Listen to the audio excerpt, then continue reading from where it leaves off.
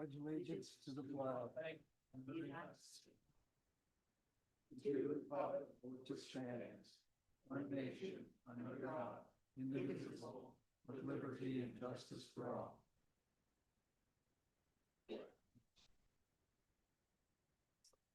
Mr. Secretary, can we have roll call, please? Commissioner Bohr, Commissioner Lawson, Commissioner Cott, present. Commissioner Cayley, Commissioner Hosey, present. Commissioner Glick, present. Commissioner Anselmi Dalton, Dennis Pence here, Vice Chairman Choma, present. Chairman Craig, Here. Mr. Chairman, you have a quorum. Thank you. Oops, sorry. Select Water, would you like to call roll?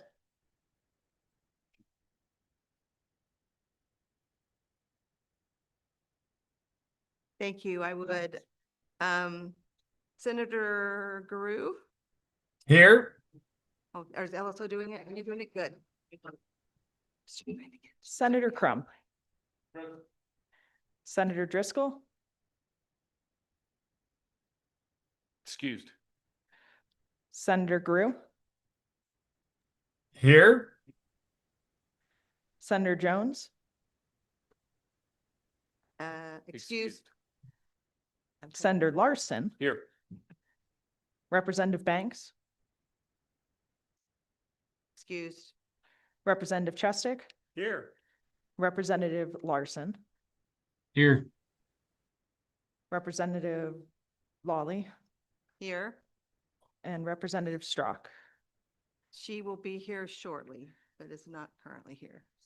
Excused. Senator Boner.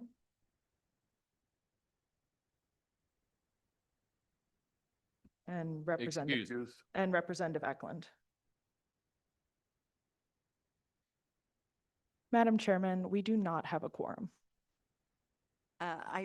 Senator Jones will be on momentarily, so I believe we can wait, if we can wait a few minutes. Madam Chairman, I'm going to correct myself. She just jumped online, so we now have a quorum.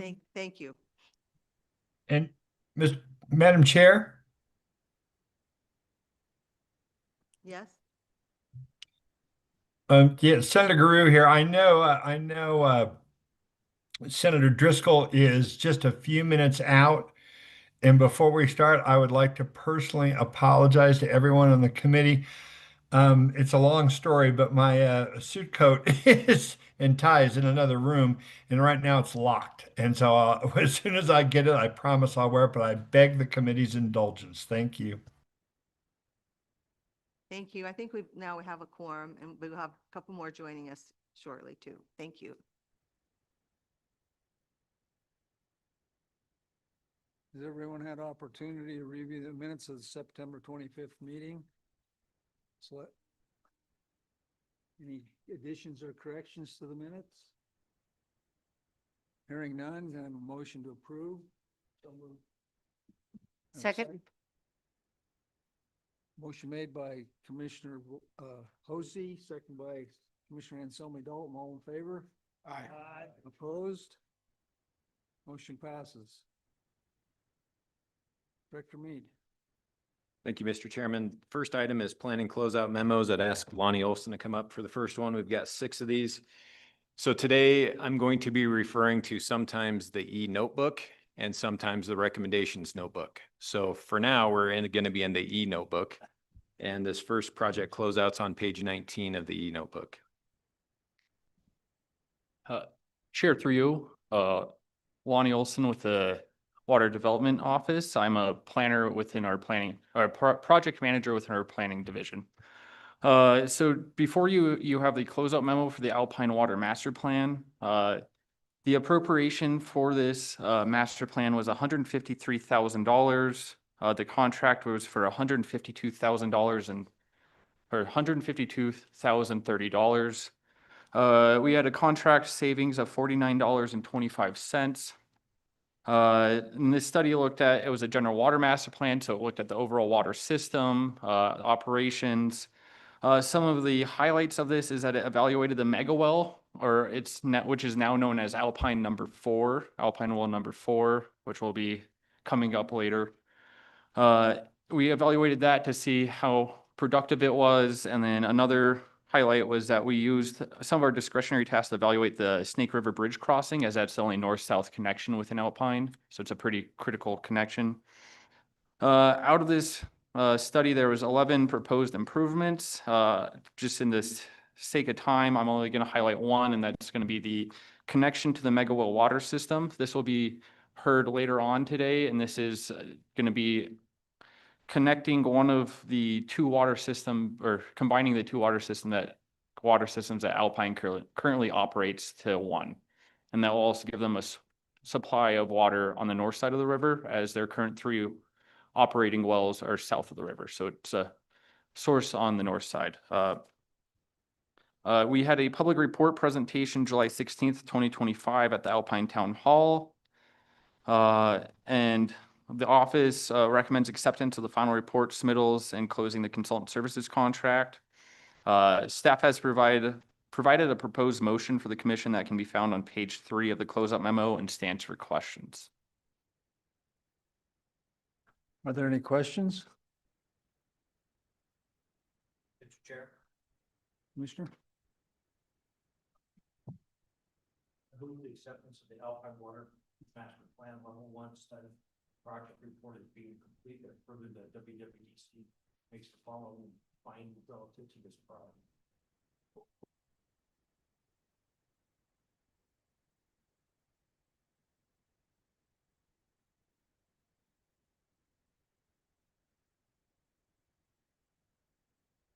Motion made by Commissioner Kaylee, second by Commissioner Pence. All in favor? Aye. Aye. Opposed? Motion passes. Thank you, Mr. Chairman. Our second project closeout is for the Bighorn Canal Irrigation District Master Plan, and we have Mabel Jones. Welcome, Mabel. Good afternoon, Chairman Craig and members of the commission. I am Mabel Jones, and I am presenting the closeout memo for the Bighorn Canal Irrigation District Level 1 study. The sponsor for this project was the Bighorn Canal Irrigation District. The consultant was Western Water Consultants. The original contract amount for this project was $288,800. The final contract amount was $288,777.21 for a contract savings of $22.79. So the Bighorn Canal Irrigation District is located near the town of Basin in Bighorn County. The main stem of the Bighorn Canal is over 60 miles long. It extends from south of Worland near the Boys School to near Grable, Wyoming. The Bighorn Canal Irrigation District serves roughly 19,000 acres and 300 irrigators. It is very important for the economics in the area. This level 1 study recognized that the district accomplished many of the things that they had set out to do in the original master plan. As part of this project, the consultant looked at over 280 individual structures. Those were inventoried, and the resulting inventory and assessment concluded with the development of a rehabilitation priority index, which allowed prioritization of the projects and identified the most at-risk infrastructure. This will be migrated into the statewide critical aging irrigation infrastructure database. Through the system-wide evaluations, the study identified significant issues at the 5 Mile Pipeline, number 1 wasteway, the headgate structure, and several canal drops and wasteways. Furthermore, the encroaching Bighorn River does pose a threat to the canal, and it should be mitigated to preserve the system's integrity. So a total of 16 projects were considered for a total cost of between $10 and $11 million, depending on whether rehabilitation or replacement is considered. High priority rehabilitation projects are highlighted in your memo, and they include the Bighorn River Stabilization Project. This is a place where the Bighorn River is migrating towards the canal, and the district is looking at other funds besides water development funds to move forward with this project as quickly as possible. the top priority in the plan were the 5 mile and 15 mile improvements. And the district will be coming to the commission requesting level 3 funding for that project this year. The diversion at the Bighorn River also needs some work, and the district anticipates coming forward for funding in the fall of 2026 for construction starting in 2028. Other projects are listed in the closeout memo and include various infrastructure enhancements, targeted maintenance and improvements. And so the public report presentation was held in July of 2025 in the town of Basin at the Bighorn County Fairgrounds. And with that, the commission or the office recommends acceptance of the final report submittals and closing the consultant contract. And we have provided a motion for the commission. At this time, I'd be happy to answer any questions that you may have on the project. Are there any questions?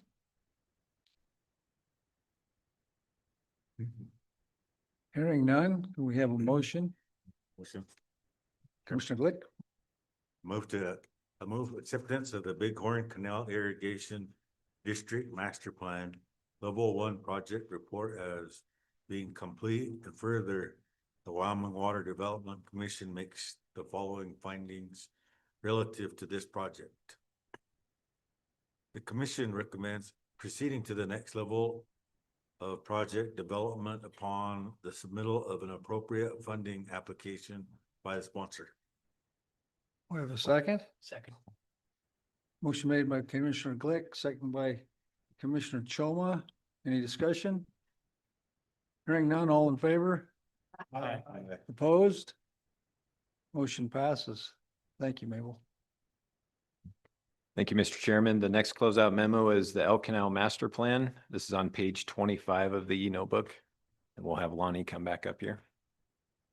Welcome back, Lonnie. Chair, through you to the commission. My name is Lonnie Olson. I'm a project manager within the planning division of the Water Development Office. And before you is a closeout memo for the Elk Canal Master Plan. The Elk Canal Water Users Irrigation District formed in 2023. It serves nearly 4,200 acres. It diverts flow off the Shoshone River at the Mormon Dam and irrigates south and east of Powell, Wyoming.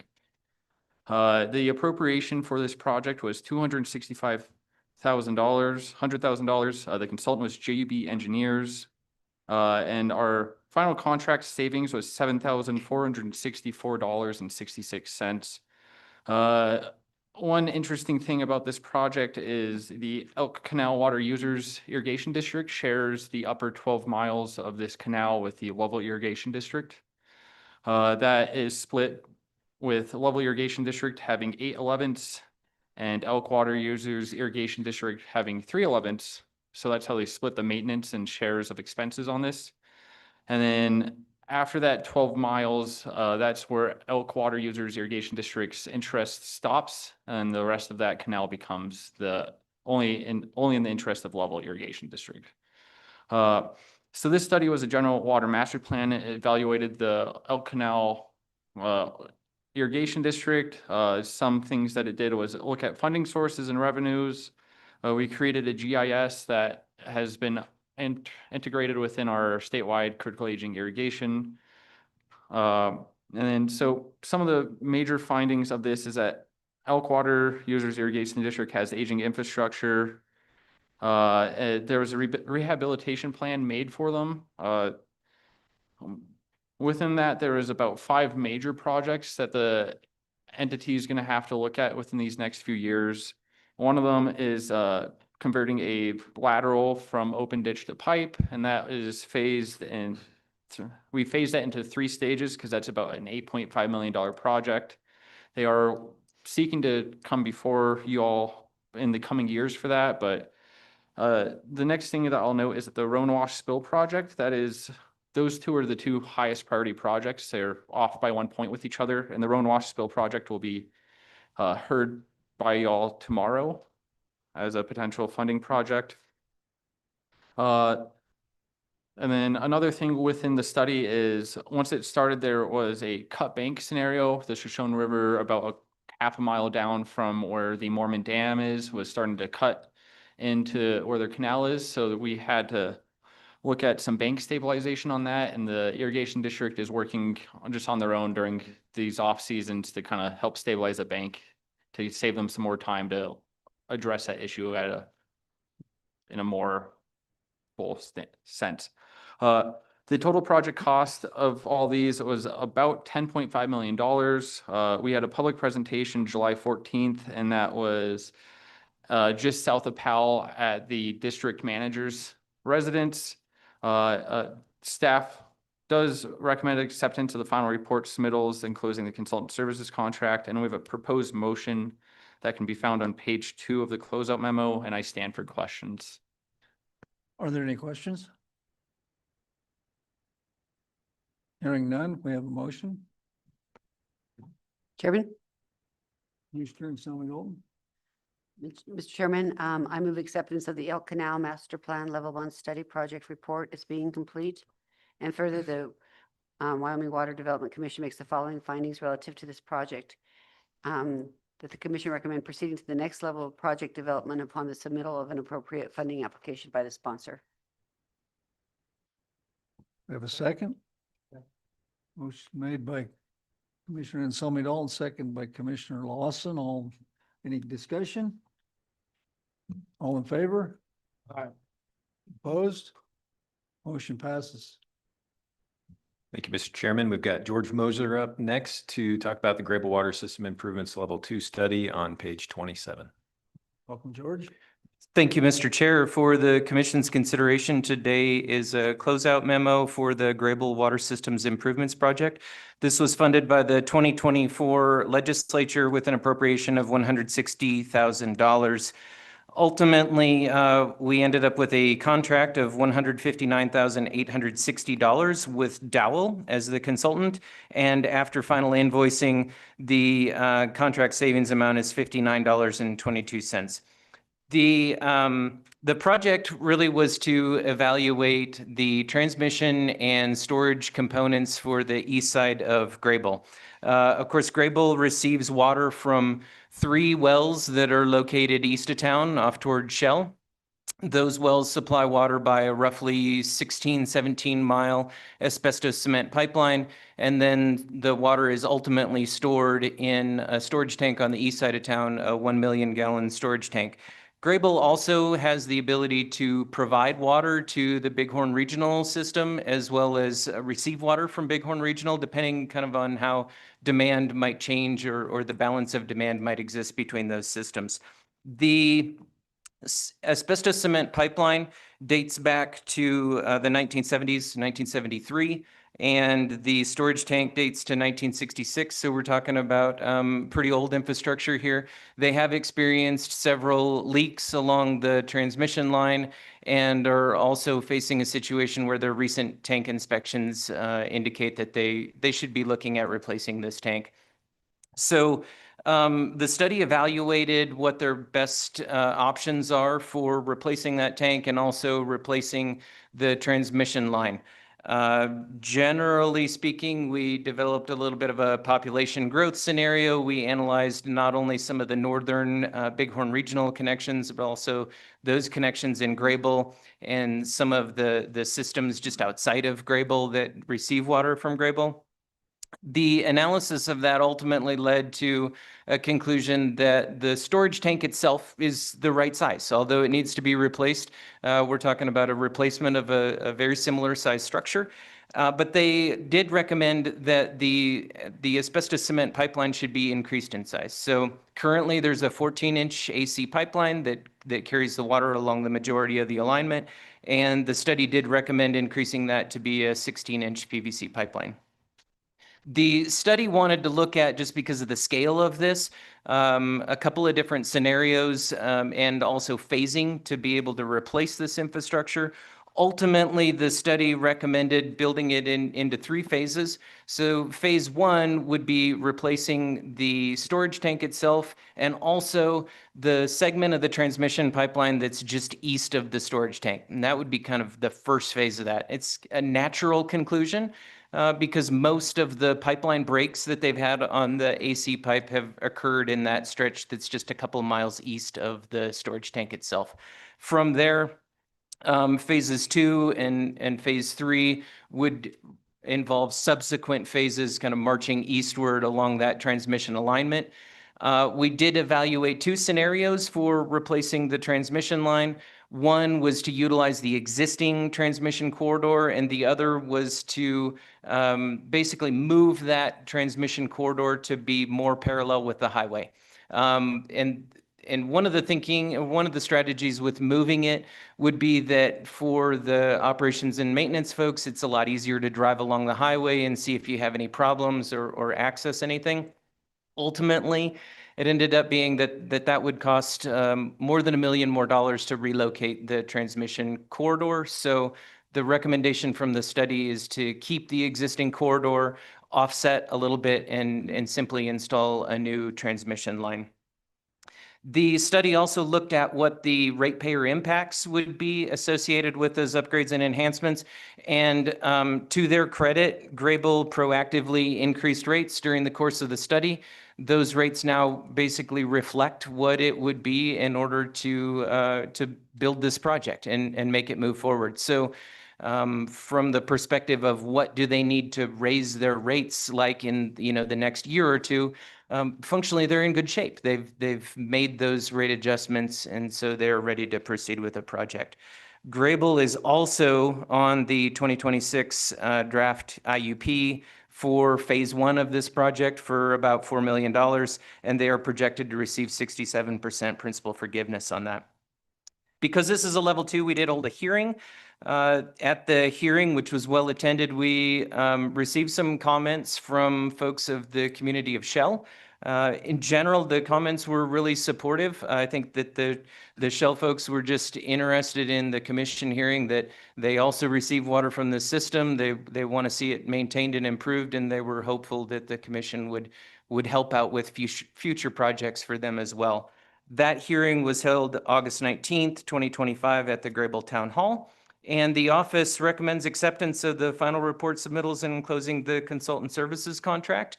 This is an interesting little segue to say that you'll hear more about a proposed Grable project dovetailing with the recommendations of this study later for level 3 funding. If you have any questions, Mr. Chair, I'd happily entertain them. Are there any questions? Commissioner Somerville. Thank you, Mr. Chair. Thanks, George. I was just curious. I mean, I know asbestos isn't problematic if it's intact, but when they start disturbing, if the line is breaking, and is there a danger for the residents from the asbestos when the lines are breaking? Is that an issue going on right now? Mr. Chair, Commissioner, thank you for that question. There's no risk right now. And as a matter of fact, the sampling requirements for the public water system specify, EPA has a specification for how often they need to sample for asbestos in any of the drinking water. And to the best that I know, we're non-detect so far.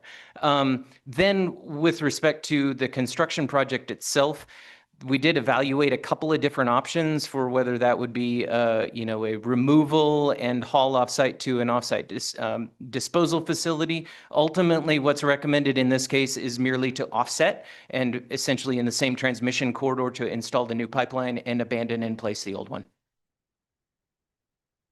Any other questions? Hearing none, we have a motion.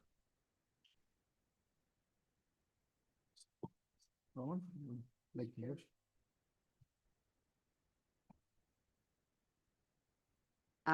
Mr. Chair, I move acceptance of the Grable Water System Improvements Level 2 project report as being complete.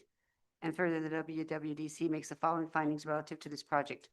1, that the commission recommends proceeding to level 3 of project development upon the submittal of an appropriate funding application by the sponsor. Number 2, based on the findings in the final report, the project is determined to be in the public interest.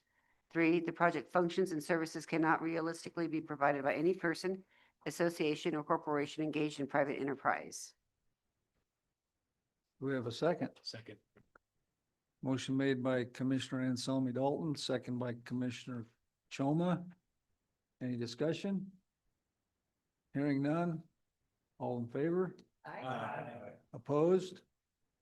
Motion passes. George, you're up again. Mr. Chair, I am. On page 29 of the e-notebook for your consideration is another level 2 closeout for the Hot Springs County Supply Evaluation. This is also a study that was funded in 2024 with an appropriation of $365,000. The consultant for this professional services contract was Dowell. And ultimately, after final bill pay on this project, we will have a reversion of $159,094.39. This is a project for evaluating sources of supply for the Hot Springs County Rural Water Joint Powers Board. This Joint Powers Board was formed in 2018 and presently includes the town of Thermopolis, East Thermopolis, Owl Creek Water District, South Thermopolis Water and Sewer District, and the Hot Springs County. Right now and currently for most of these systems, the town of Thermopolis operates a water treatment plant. That's the source of supply for much of Thermopolis and the adjoining areas.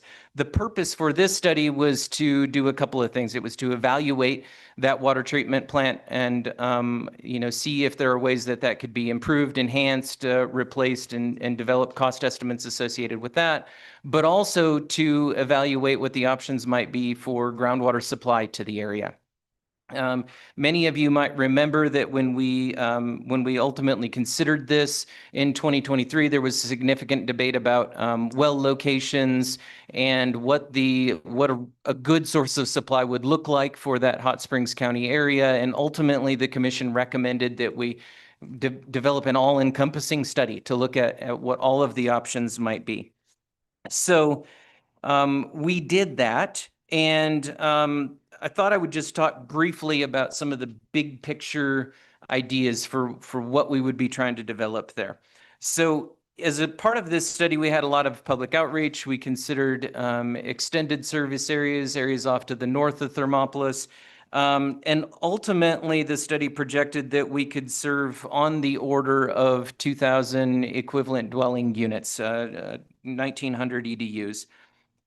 When we started looking at what the demands were for systems in that area, not only town of Thermopolis, but those adjoining systems, we needed to make some assumptions about what the per capita and per EDU demand would be and sort of work on scaling that up and also scale that off into the future.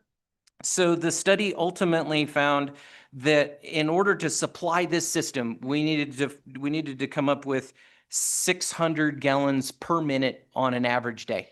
And that kind of speaks to the relative size of the source that we would need to supply that area. That's just on an average day. On a max day, we would need roughly 2.3 million gallons per day.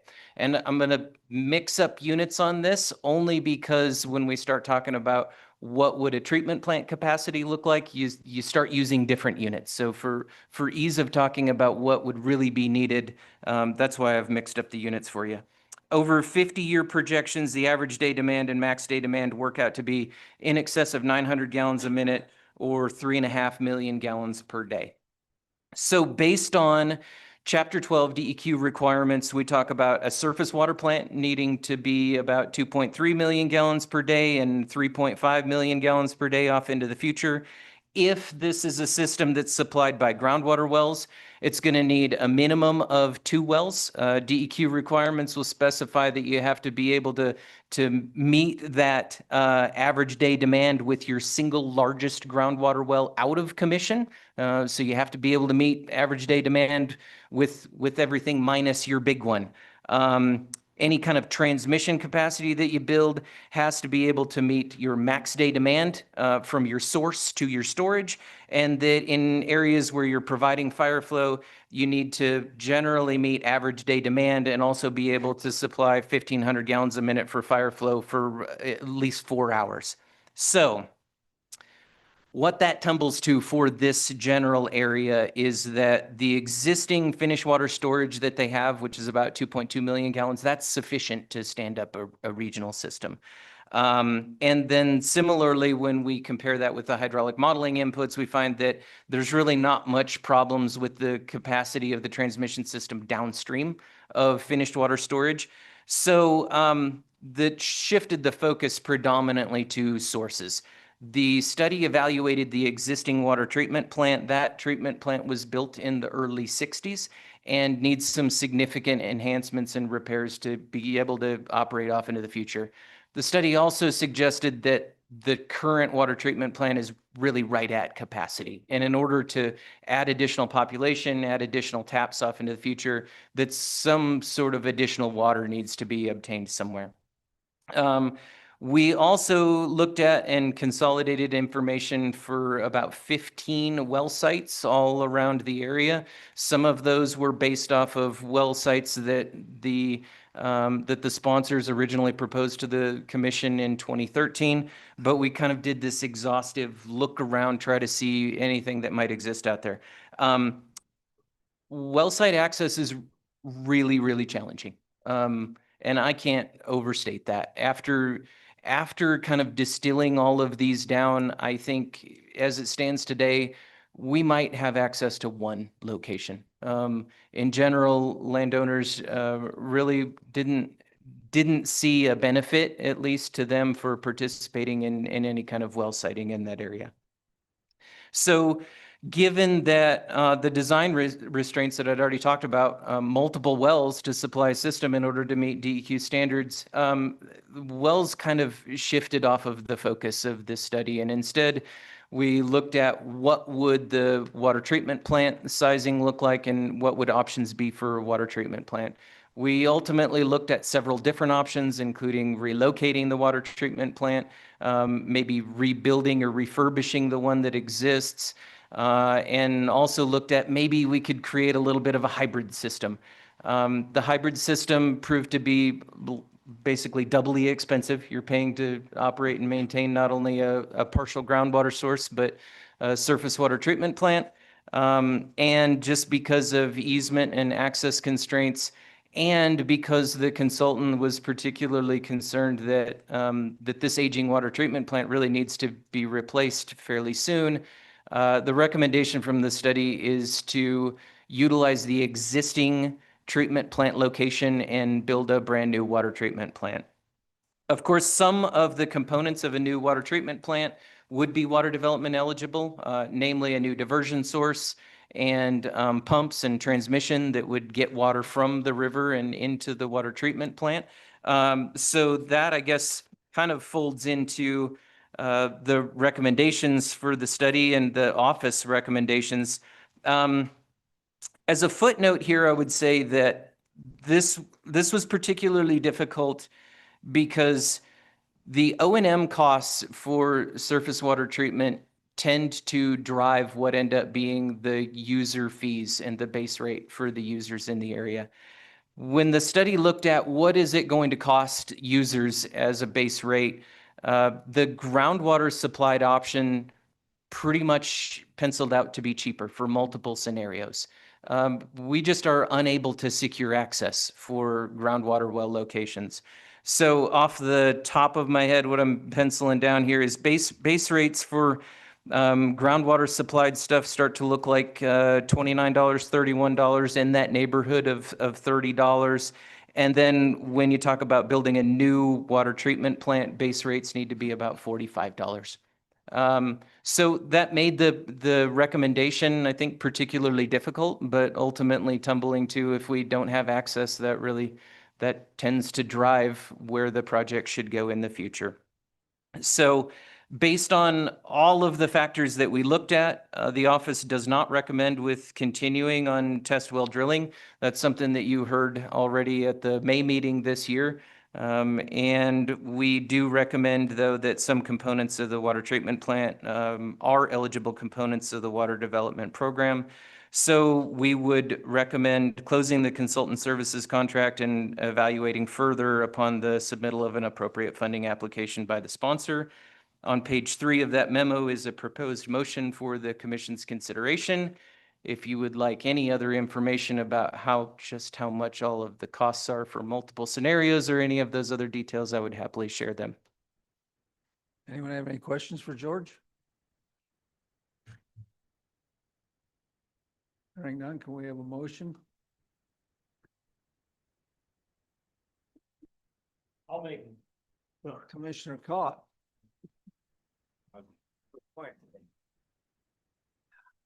I move acceptance of the Hot Springs County Supply Evaluation Level 2 project report as being complete, and further, the WWDC makes the following findings relative to this project.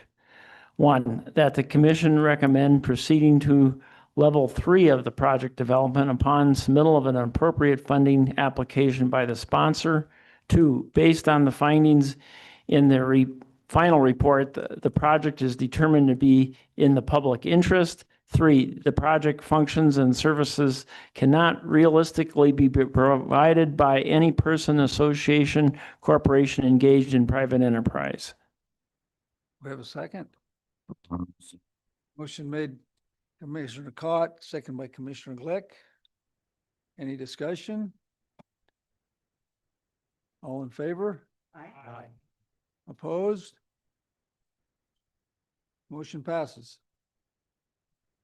All right, Thank the you. last closeout memo is the Powder River Irrigation District Master Plan. We'll have Mabel come back up.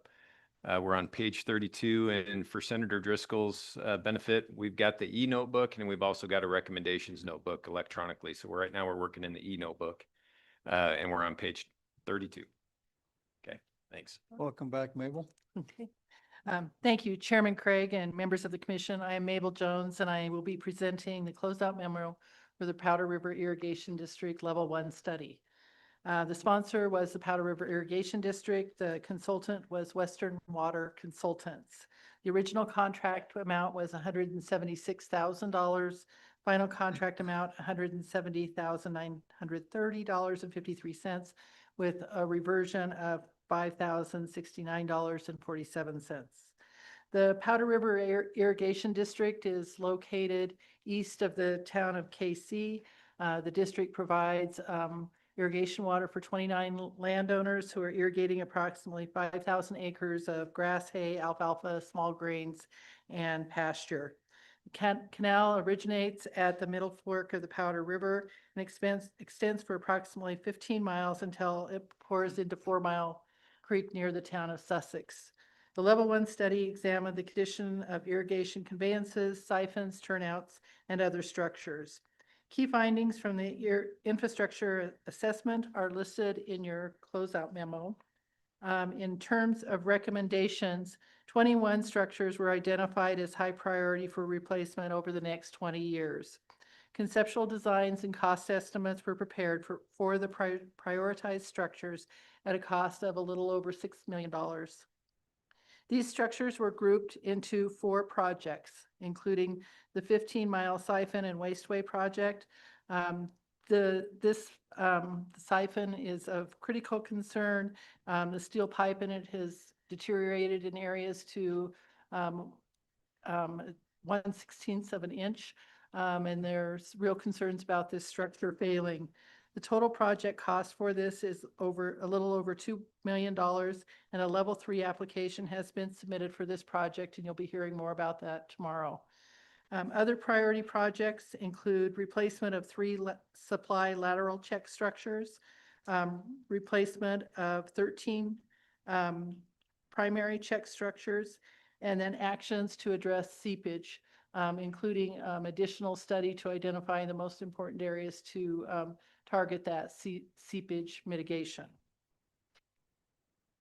In July of 25, a draft presentation was held at the Powder River Fire District office in KC, and the office recommends acceptance of the final report submittals and closing the consultant services contract. With that, I entertain any questions that you may have.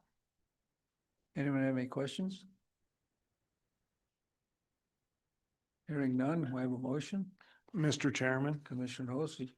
I move acceptance of the Powder River Irrigation District Master Plan Level 1 Project Report as being complete, and further, the WWDC makes the following findings relative to this project. That the commission recommend proceeding to the next level of project development upon the submittal of an appropriate funding application by the sponsor. Have a second? Motion made by Commissioner Olsey, second by Commissioner Rohr. Any discussion? All in favor? Opposed? Motion passes. Thank you, Mabel. Director? All right, thank you, Mr. Chairman. The next agenda item is planning contracts. The first one is the Upper Green River Basin in-stream flow, and I would ask if Chase Tavelli could come up for just a minute, explain that. Chase will describe for some of the folks new on the Select Water Committee, kind of how in-stream flows are put together and kind of the three-legged stool we like to refer to it as. And technically, the Wyoming Game and Fish Department funds the in-stream flows, but the money is passed through the Water Development Commission. And since it's a Water Development Commission contract, then we would ask for both bodies, the review and recommendation from the Select Water Committee, and then the approval from the Water Development Commission. So, Chase. Mr. Chair, Welcome, Chase. good afternoon, everybody. A few things to think about here. Some key things to remember is an in-stream flow is recognized as a beneficial use. As a water right, it has a priority date. It's treated like other water rights. It's a non-consumptive use. In 1986, the law was passed. That's Article 1041-3-1001. The state is the water right holder. In fact, the Water Development Commission's on the water right, okay? And I might say application today, and I mean water right application. So we practiced that in the car up, and I messed it up 20 times. Anyway, by statute, it's the minimum unappropriated flow necessary to maintain or improve an existing fishery. And the Game and Fish does pay for the studies, okay?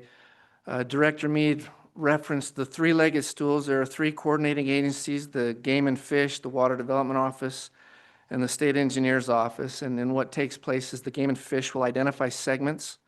In this case, for this contract, there's 6 segments identified. They do a biological study, which helps determine the flow rates that will be requested in the water right application. They help prepare the water right application. They pay the filing fees, but first that application comes to our office. And in this case, I review it thoroughly to make sure that it matches the map, it matches the biological report, everything's in order. And then I have the director sign that application, and I take it to the state engineer's office where it receives a temporary filing number and a priority date. And then the state engineer's office does what the state engineer's office does with any water right application or the process through adjudication. So before you today is a study to determine feasibility to provide in-stream flows for the 6 segments from unappropriated direct flows. These are Upper Green River Basin tributaries, mostly west and northwest of Pinedale. Kind of southwest of Daniel Junction and north of Daniel Junction. They all are tributaries to the Green. Again, the study is triggered by a water right application, okay, by statute. So as soon as I file an application, that triggers a feasibility study. And that's what you have in front of you. We go through our standard consultant selection process, which the Game and Fish works with us to get their applications in at a time that is conducive to our consultant selection process. And we did select a consultant for this, and you have the contract in front of you. Have I forgotten anything?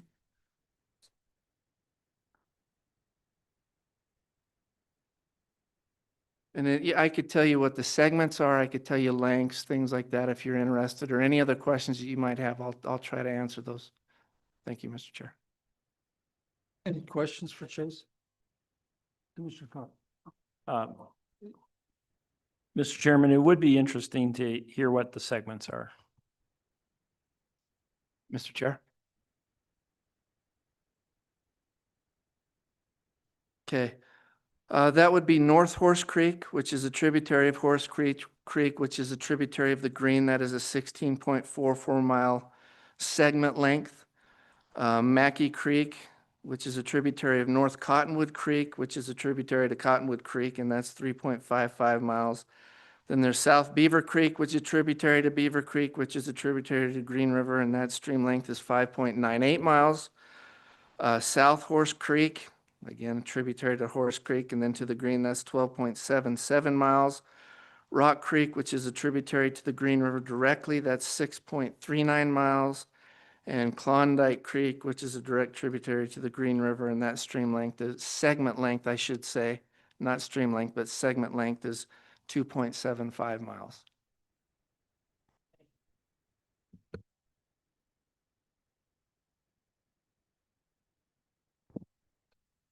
Chase, I've got a question for you. Besides the fish being the chief beneficiary, who else benefits? I mean, that water is in the stream and it's going down the stream to somebody else. Who else benefits? I mean, where does it end up? Mr. Chair, these are questions I generally try to avoid. So it's a non-consumptive use, so that water flows through the segment and then is available for appropriators downstream. So that would be new water that basically, that we have a water right for, that can be reappropriated to people downstream. Mr. Chair, let me take a shot at this. I'm going to be very careful. So the objective of an in-stream flow study is to determine the feasibility of unappropriated flow that is available. Okay, so within the water right application, there's specific CFS requested for specific times of the year. And our consultant will come in and say, yes, indeed, there is this much available, and we'll compare it to what that water right application has in it. The uniqueness of an in-stream flow is the water is not consumed. Okay, so yes, if there's water available, unappropriated water, a water right can be granted and it can be adjudicated in the future. I'm not sure I answered your question.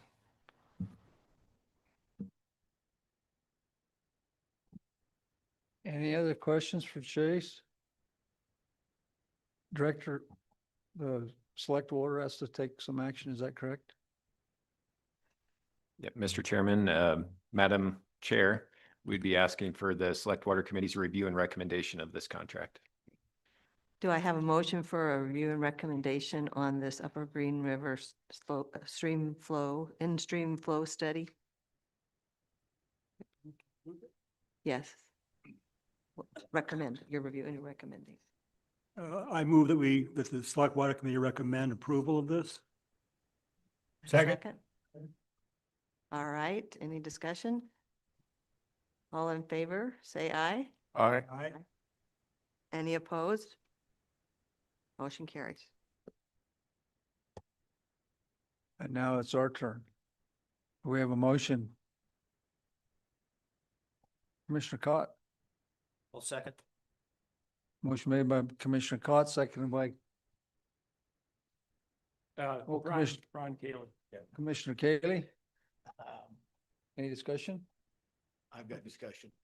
You made a motion, but you didn't say what the motion was. Okay. Good catch. I move that the Upper Green River Basin in-stream flow 2025 Level 1 study consultant contract for services be approved. Second. All in favor? Aye. Opposed? Motion passes. Thank you, Chase. All right, thank you, Mr. Chairman. The next item under planning contracts is the Savory Little Snake River Water Conservancy District MOA Memorandum of Agreement. So I will handle this one. This is basically West Fork Reservoir. We've been going through the NEPA process on West Fork Reservoir in earnest since about 2022. The Savory Little Snake Water Conservancy District and the Pothook Water Conservancy District. Savory is on the Wyoming side. The Pothook folks are on the Colorado side. They applied for NRCS funding. I don't remember what year it was, but it was in advance of starting the NEPA process for the West Fork Reservoir. And we're fortunate to get a grant of $1.25 million to complete NEPA, which the NRCS calls the Watershed Plan EIS process. And since that time, we've been working with NRCS as the lead federal agency. We've got the Corps of Engineers because we'll need eventually a 404 permit for that dam. We've also been working with the U.S. Forest Service via a land exchange because they are the land management agency associated with the reservoir site, and then a plethora of other state and federal agencies to include the EPA. Back probably right around mid-2021, we signed an agreement, we as in the commission, with the Water Conservancy District. So we hired the third-party NEPA contractor, SWCA Incorporated, which we're going to talk about their contract in a second. And basically every invoice we get, the Water Conservancy District repays 50% of every invoice to water development. So that's the NRCS funding grant that they received. So this memorandum of agreement just really sets that up, saying, okay, every time we get an invoice, we're going to send it to you. You'll reimburse us 50%. If there's any major changes, we'll work together, make sure we all agree on stuff since we're funding partners, and we'll proceed forward that way. The original agreement expired, so this is just a new agreement. The only difference is that originally when we sent the invoices to them and asked for reimbursement, they had 15 days to respond to get reimbursement to us. We've changed that to 30 days because they want to take it back to their board and get approval, and that takes typically a little bit longer. So it's been going well, and just to ask for your favorable consideration of this new MOA. It's through December 31st of 2027. And I would ask that because of the nature of this NEPA process and how long it has taken so far, we're in basically year 4. We're hoping that by summer of 2026, we'll have the draft EIS. By the end or say fall this time next year, we'll have the final EIS, and then hoping to have the record of the decision sometime after the first of the year. So January maybe of 2027. So I guess with that, I'd ask for your favorable consideration, but if things go longer, I would ask that I be able to sign on your behalf in case I need to amend this in the future for a little bit longer to keep the relationship to continue to receive the reimbursement of the NRCS dollars from the Conservancy District. Are there any questions, Director Mead? Senator Driscoll.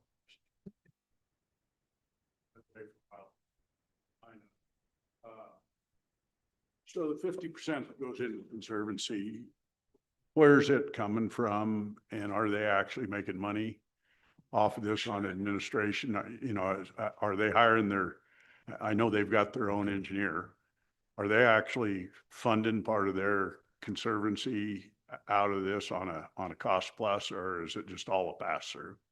Mr. Chairman, as far as I know, it's all passed through. So we give an invoice to the Conservancy District from our consultant that we've hired to do the NEPA process. They're the independent third-party NEPA contractor.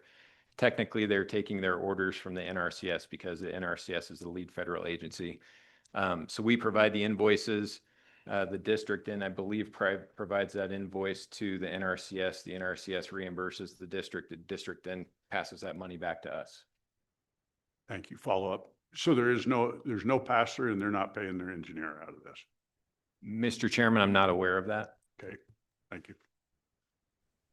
Other questions? Right here. Commissioner Pop? This would be a question for the director. You asked for additional time to, in case there's time overruns, and how much more time would you say would be reasonable?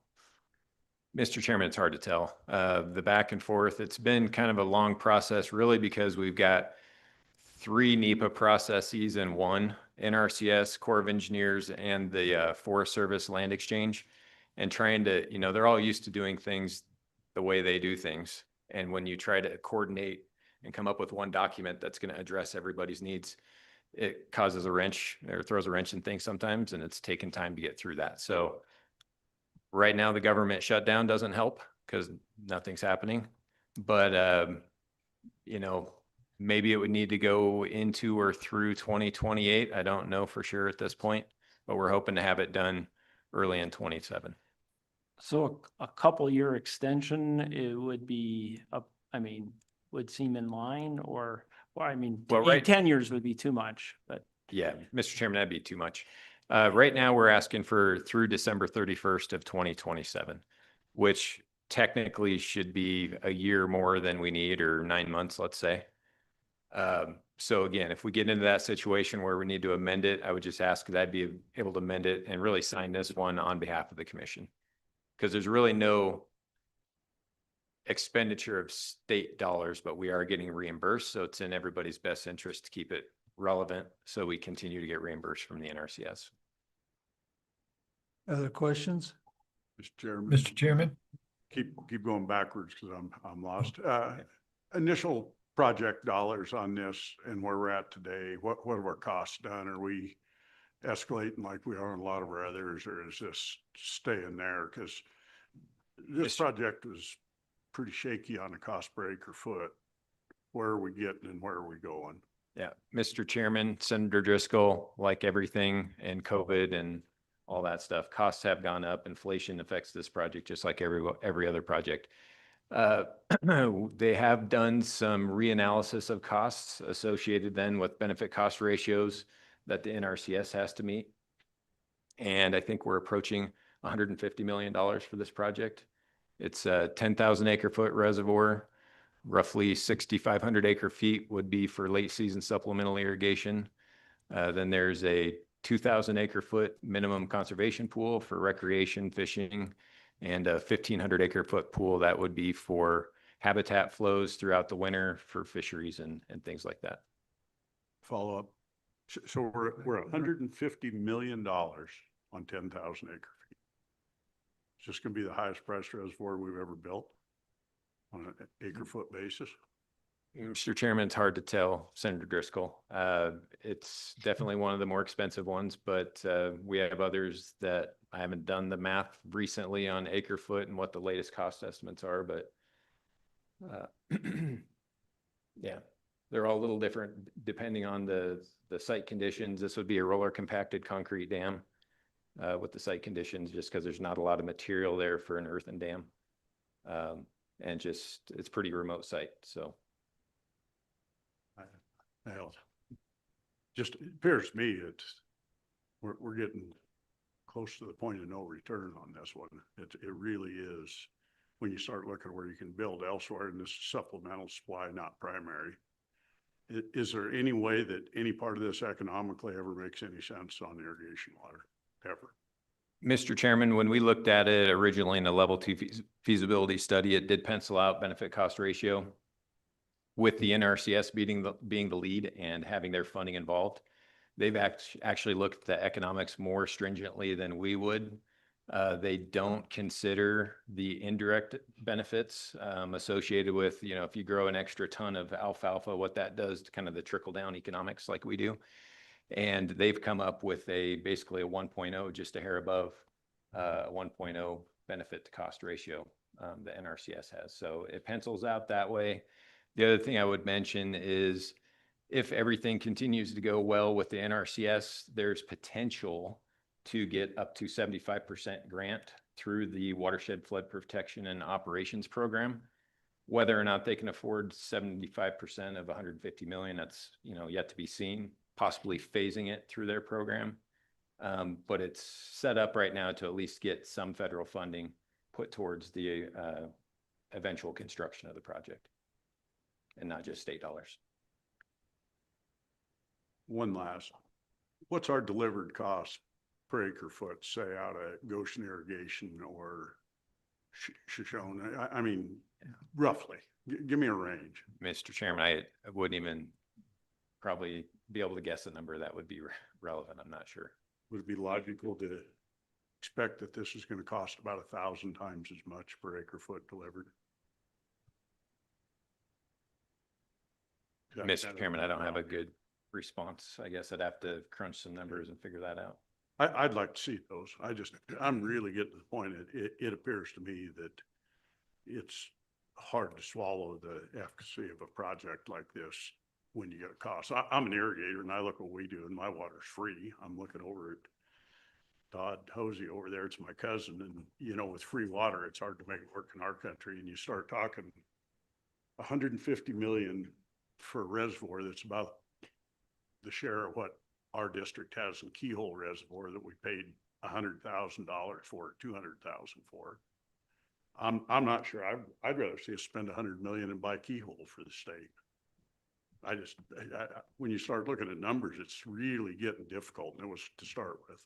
Mr. Chairman, I would say, you know, some of these large projects that are on stream or on river, you just can't build those anymore with NEPA the way it is, and having to look at more of a watershed scale and focusing in on where are the shortages and into building a relevant size reservoir. So you really don't get the economy and scale you would get as in building all the river or the dams on the North Platte River like you did back in the 50s and earlier. So it's kind of comparing apples to oranges a little bit just because of how the Clean Water Act and the environmental permitting is these days. It just, they're much smaller scale reservoirs to kind of address those acres or those shortages in a particular area rather than, half the state. Anyone else have any questions or? Yeah, I do. Chairman Mr. Chairman, Larson? thank you. I sure hope we don't drop this one because I think any storage is very important, especially if we have NRCS participating. And did I hear you correctly? It could be up to 75% on the dam. Is that correct? Mr. Chairman, that's according to their WIFPO NRCS program, yes. Now it'll come down to what they actually have for dollars in the program and how they might need to distribute that amongst other states and other project demands and things like that. But one discussion has been possibly we could phase applications in for the construction dollars. Thank you. Any other questions? Mr. Chairman? Mr. Chairman, go ahead. I think it's Guru online. Is there someone on? Yes, Oh, Mr. Senator Chairman. Thank you, Senator Mr. Chair. Drew. Thank you, Mr. Chairman. Jason, I guess my question is kind of go along with this. I understand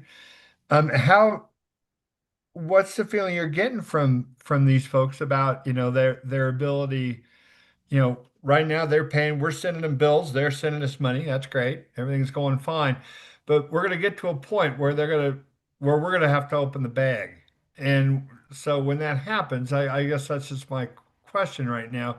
You talk about, and I agree with Senator Larson, we want to build this project, but it's a question to going back to Senator Driscoll about, is the pleasure worth the pain? And we don't know the answer to that because I'm not hearing that the funding guarantee is locked in past any given point. Or am I missing something? Mr. Chairman, we won't know if the funding is locked in until we get to that phase, I guess, of the NRCS process. So if we're successful in getting a permit from all the different agencies we need permits from and the land exchange from the Forest Service, then the next step would be going through design, and that would be 100% paid for through the NRCS to complete the design and understand the full cost, engineer's opinion of cost. And then at that point, we would continue, or I should say the sponsor would continue forward with application for construction. So there's no guarantees at this point. Okay, but that'll, Mr. Chairman, if I can follow up. Yes, go ahead. Thank you. So then that'll be our decision point past that. As far as then we'll be able to look at the cost and be able to objectively take a peek at where we are with that. Correct?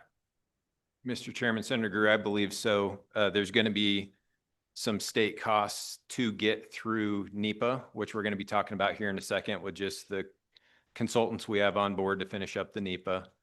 And then, yeah, I think the intent is the design would be paid for by the NRCS. There's no guarantee there. That'll be kind of the next step, the next ask to the federal government. But yeah, then when we get to that final number of costs, then we'll know exactly what the sponsors need to come up with and what they might be asking the state of Wyoming for, you know, with the difference being the federal government. And then there will be a decision point. Thank you, Mr. Chairman. Mr. Chairman? Go ahead. Yeah, my question is, we've had the big discussion on the Colorado River and the Green River and the real need to store water. Does this help with that, you know, as far as building up that storage in that Green River, Colorado River basin? I know it's very expensive, but looking down the road, is this a benefit to have this water, you know, storage in that system? Absolutely. This is obviously in the Colorado River Basin. We're looking at other projects in the Colorado River Basin, New Fork Lake enlargement. We just enlarged Big Sandy Reservoir not too long ago, refurbished Middle Piney Reservoir.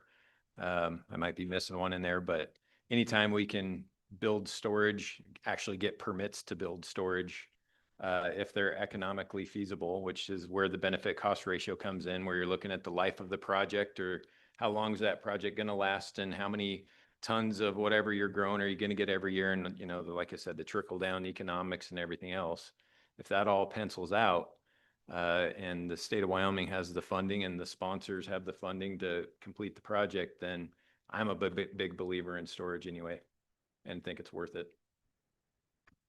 Follow up. And just a question, it's really hard to put a price on water 25 years from now. I mean, we just don't know what it's going to be worth, right? I mean, well, and it's the price on water and I guess the price of what we all value in Wyoming, and that's open spaces and agriculture and I guess the benefits agriculture has on our wildlife and our fisheries, and not just seeing those operations not be able to afford to continue to move forward because, you know, climate change or climate variability and it starts raining earlier rather than snowfall or the snow melts earlier.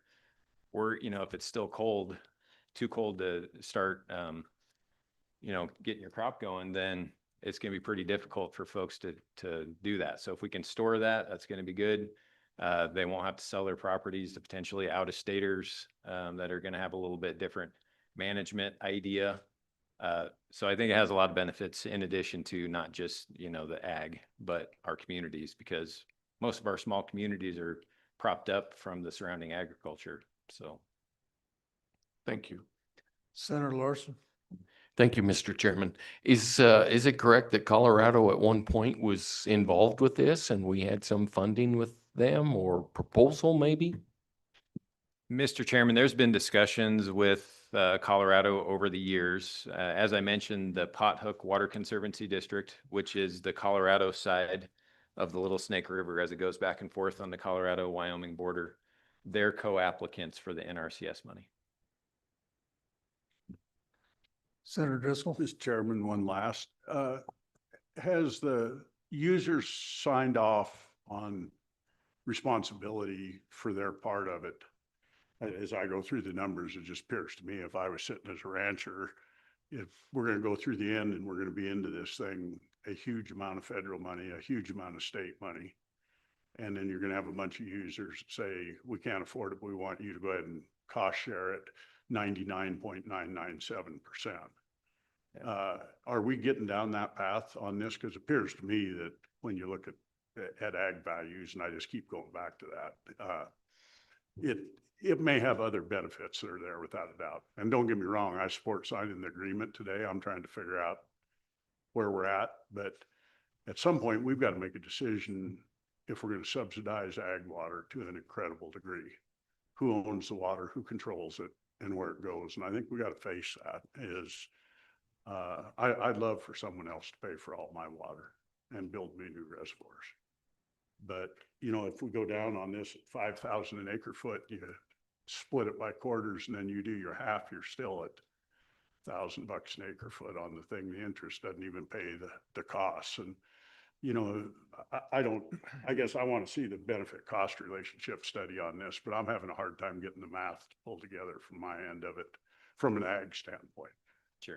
Colorado River, some other areas, yeah, and there's definite value in that. I think we need to look at that because almost none of these work from an ag point. I will also say that it's not, I'm picking on this one, it's everyone we do doesn't work from an ag point.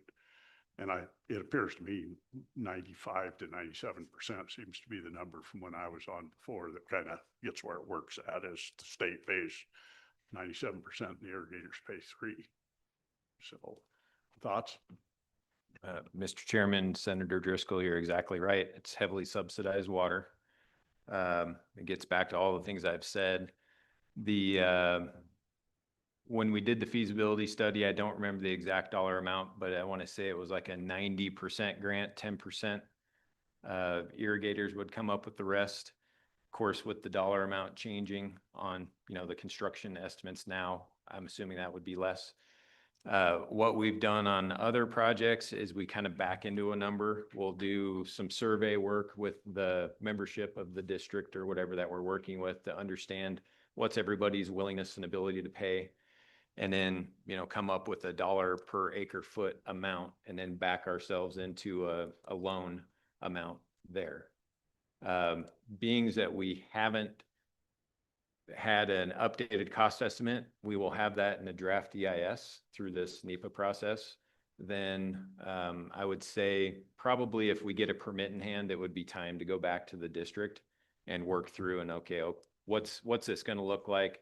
Who's going to sign up for it? What's that going to cost $1 per acre foot? And start putting some real numbers to it probably at that point, since the cost, you know, has been revised since the original. Other questions?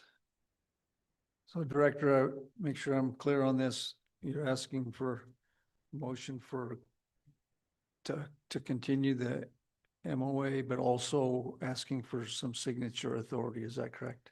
Yeah, Mr. Chairman, just asking for your approval of the memorandum of agreement with the Little Snake Water Conservancy District. And I would sign on behalf of the commission or any future time amendments into the future, if needed. Is one motion sufficient to cover both? I think so. With that, can we have a motion? Commissioner Anselmi-Dalton. Okay, Mr. Chair, I'm willing to make a motion, but I just want to first ask, Director,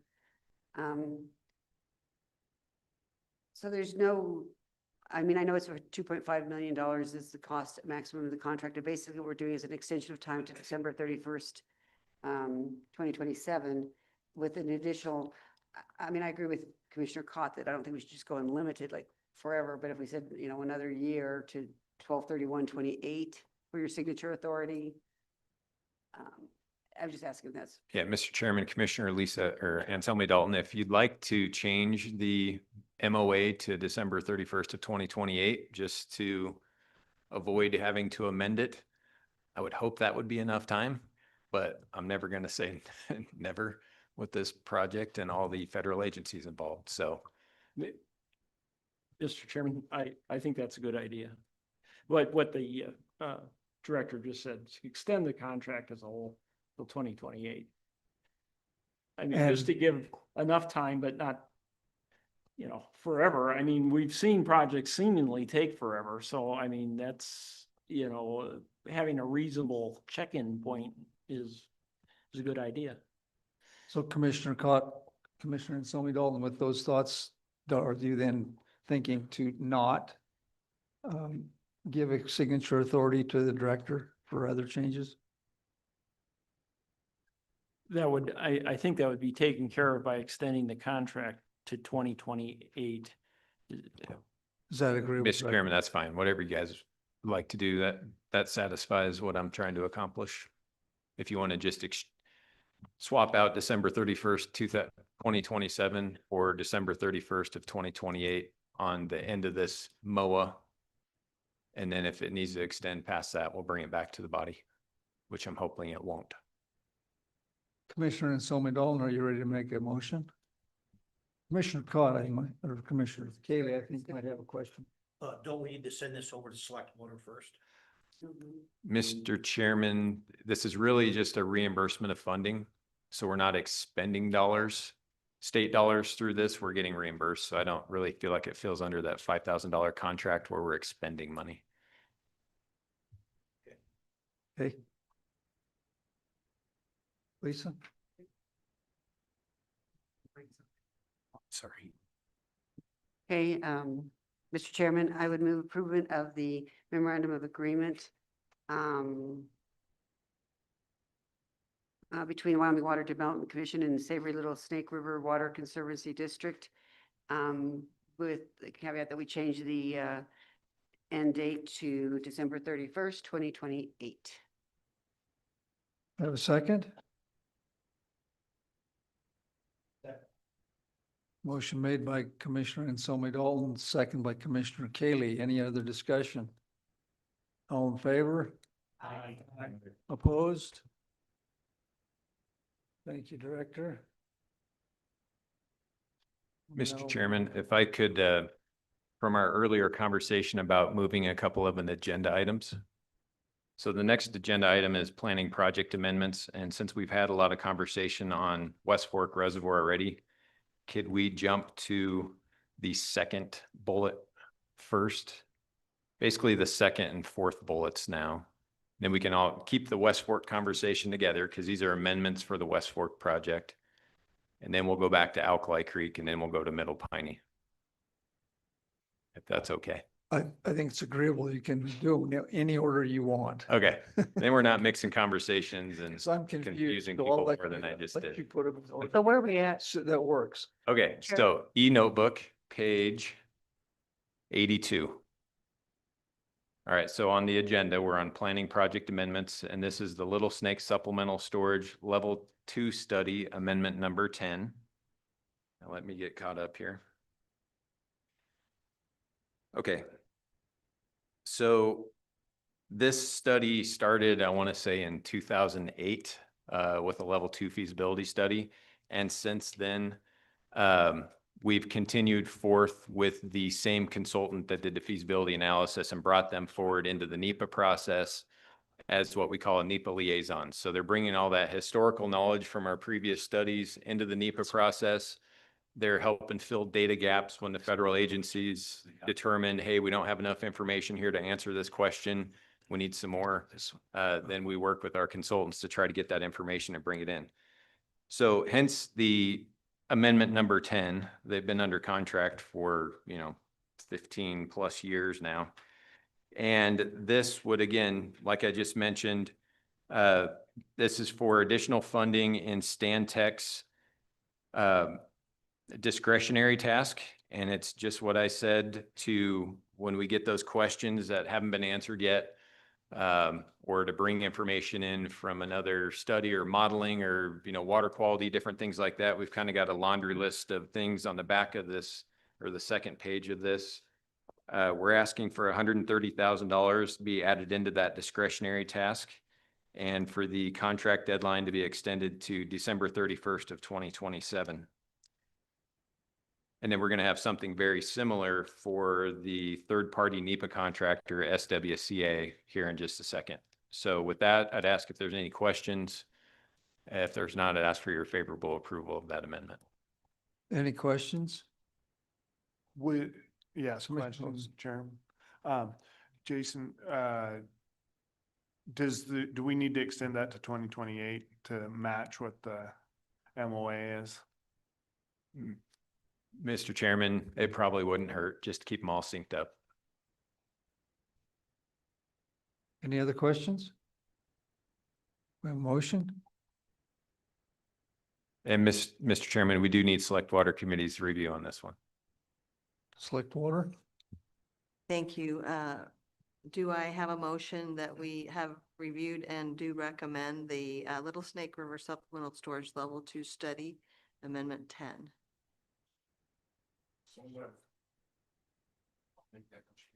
Okay. Okay. All right. Is your second in occurrence with the amendment, concur with the amendment as well? Yes. All right. Any discussion? Hearing none, all in favor say aye. Aye. Aye. Motion carries. Okay, it's our turn. So now we need a motion. Commissioner Hosey. Mr. Chairman, I move we approve amendment number 10 to the, Little Snake River. yeah, Phil's home contract. Mr. Chair, I have a question. I thought the selected water, did they change the contract end date from 2027 to 2028 in their recommendations? So We should do the same, and I would propose that change to it. I move we add that change to December 31st, 2028. Okay, we have a motion. Do we have a second? Motion made by Commissioner Hosey, second by Commissioner Anselmi Dalton. Any discussion? All in favor? Aye. Opposed? Motion passes. Okay, thank you, Mr. Chairman. Then we're going to skip to the fourth bullet. So this is the West Fork Reservoir Project, third-party NEPA contractor services, amendment number 2. We're on page 120 of the e-notebook. And I don't want to get repetitive here, but this is the third-party NEPA contractor, which the state is under contract with to complete the NEPA process. And this is the one that we're getting 50% reimbursement from the Conservancy District through the NRCS on every invoice. Technically, their work is being led by the NRCS as a lead federal agency, but anyway, what we're asking for here is approximately $500,000 of increased budget. This is going to finish up, hopefully, the environmental impact statement, administrative record. We had a lot of public comments initially, more than we expected.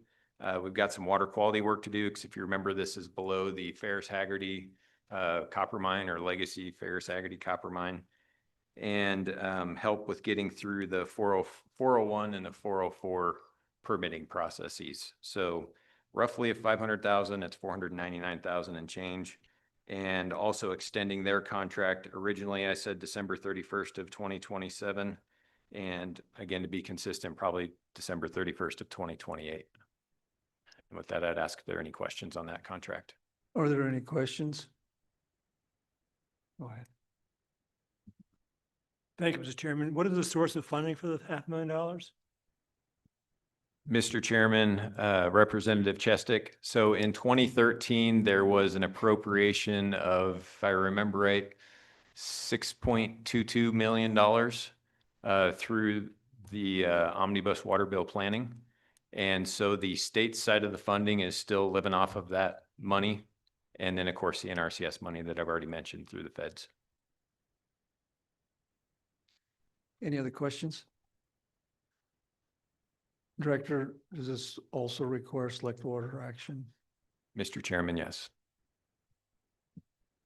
Thank you. Do I hear a motion that we have reviewed and therefore do recommend the West Fork Reservoir Project third-party NEPA contract for services amendment number 2? So moved. Yeah, second? Second. Okay. Amended the date, 27. Where at is that? You and the date? To 2027. Yeah, Mr. Chairman, if you want to amend the date, it'd be from December 31st of 2027 to December 31st of 2028. Yes. Okay, is that okay with the second too? Okay. Any discussion? All right, all in favor say aye. Aye. Aye. Any opposed? Motion carried.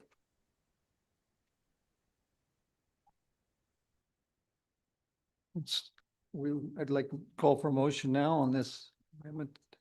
Mr. Chairman, Commissioner Hosey. I move we approve amendment 2 to the West Fork Reservoir Project third-party NEPA contract services, and also amend the date to December 31st, 2028. Have a second? Second. Motion made by Commissioner Hosey, second by Commissioner Pence. Any discussion? All in favor? Aye. Opposed? Motion passes. All right. Thank you, Mr. Chairman. Okay, now we're going to go back to the first bullet, and that is the Alkali Creek Reservoir Final Design Amendment number 4. We are on page 76 of the e-notebook. This is a time extension only. If you recall, we had quite a bit of conversation in August about easements that still need to be provided or received from different landowners as part of that Alkali Creek Reservoir project and the associated Anita ditch modifications or potentially a pipeline to fill the reservoir.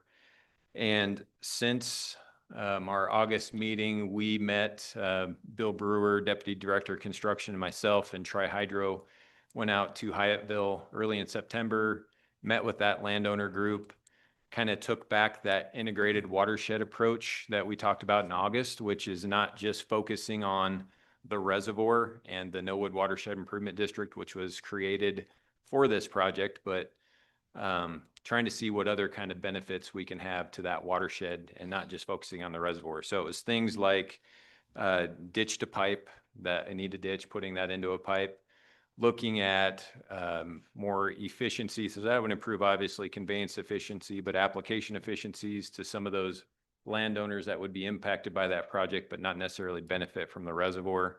So looking at some center pivots, some livestock watering on some nearby BLM allotments, and I think there was some diversion work maybe on a ditch that is more associated with some of those landowners as well. So that was kind of brought back to that landowner group. We met with 2 or 3 of them during that trip. Since then, we've had some phone conversations, and I think there's only been 1 or maybe 2 that we haven't heard back from. I think they're all, and I think we're working on that. I might have an update behind me that I don't know about, but in general, I'm cautiously optimistic that we'll be able to come to an agreement with those different landowners.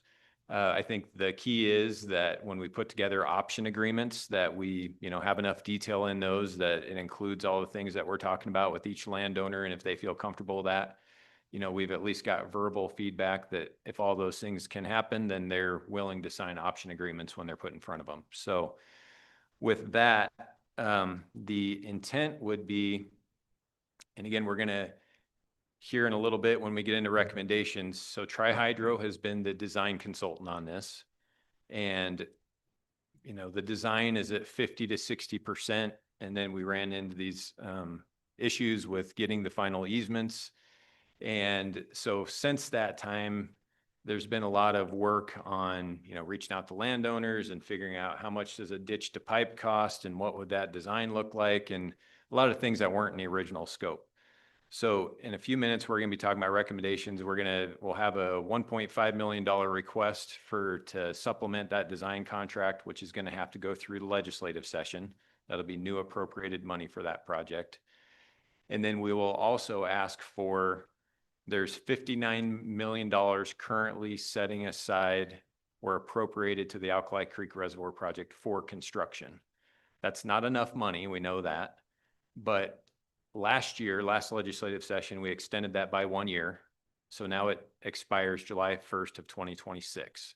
We will ask that then be extended to July 1st of 2027 for this session.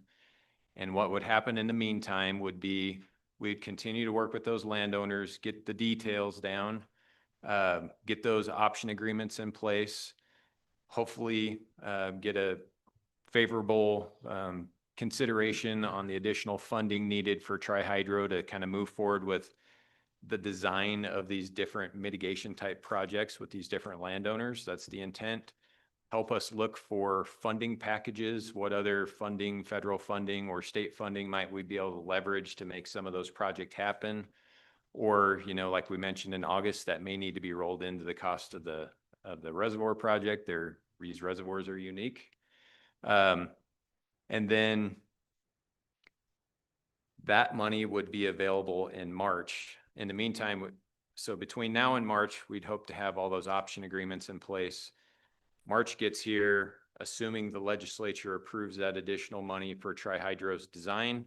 We would then, next year, we would complete the design work on all the mitigation projects, get that stuff lined up, and the final design on the dam itself, then we'd know how much we are short with the $59 million level 3 construction money.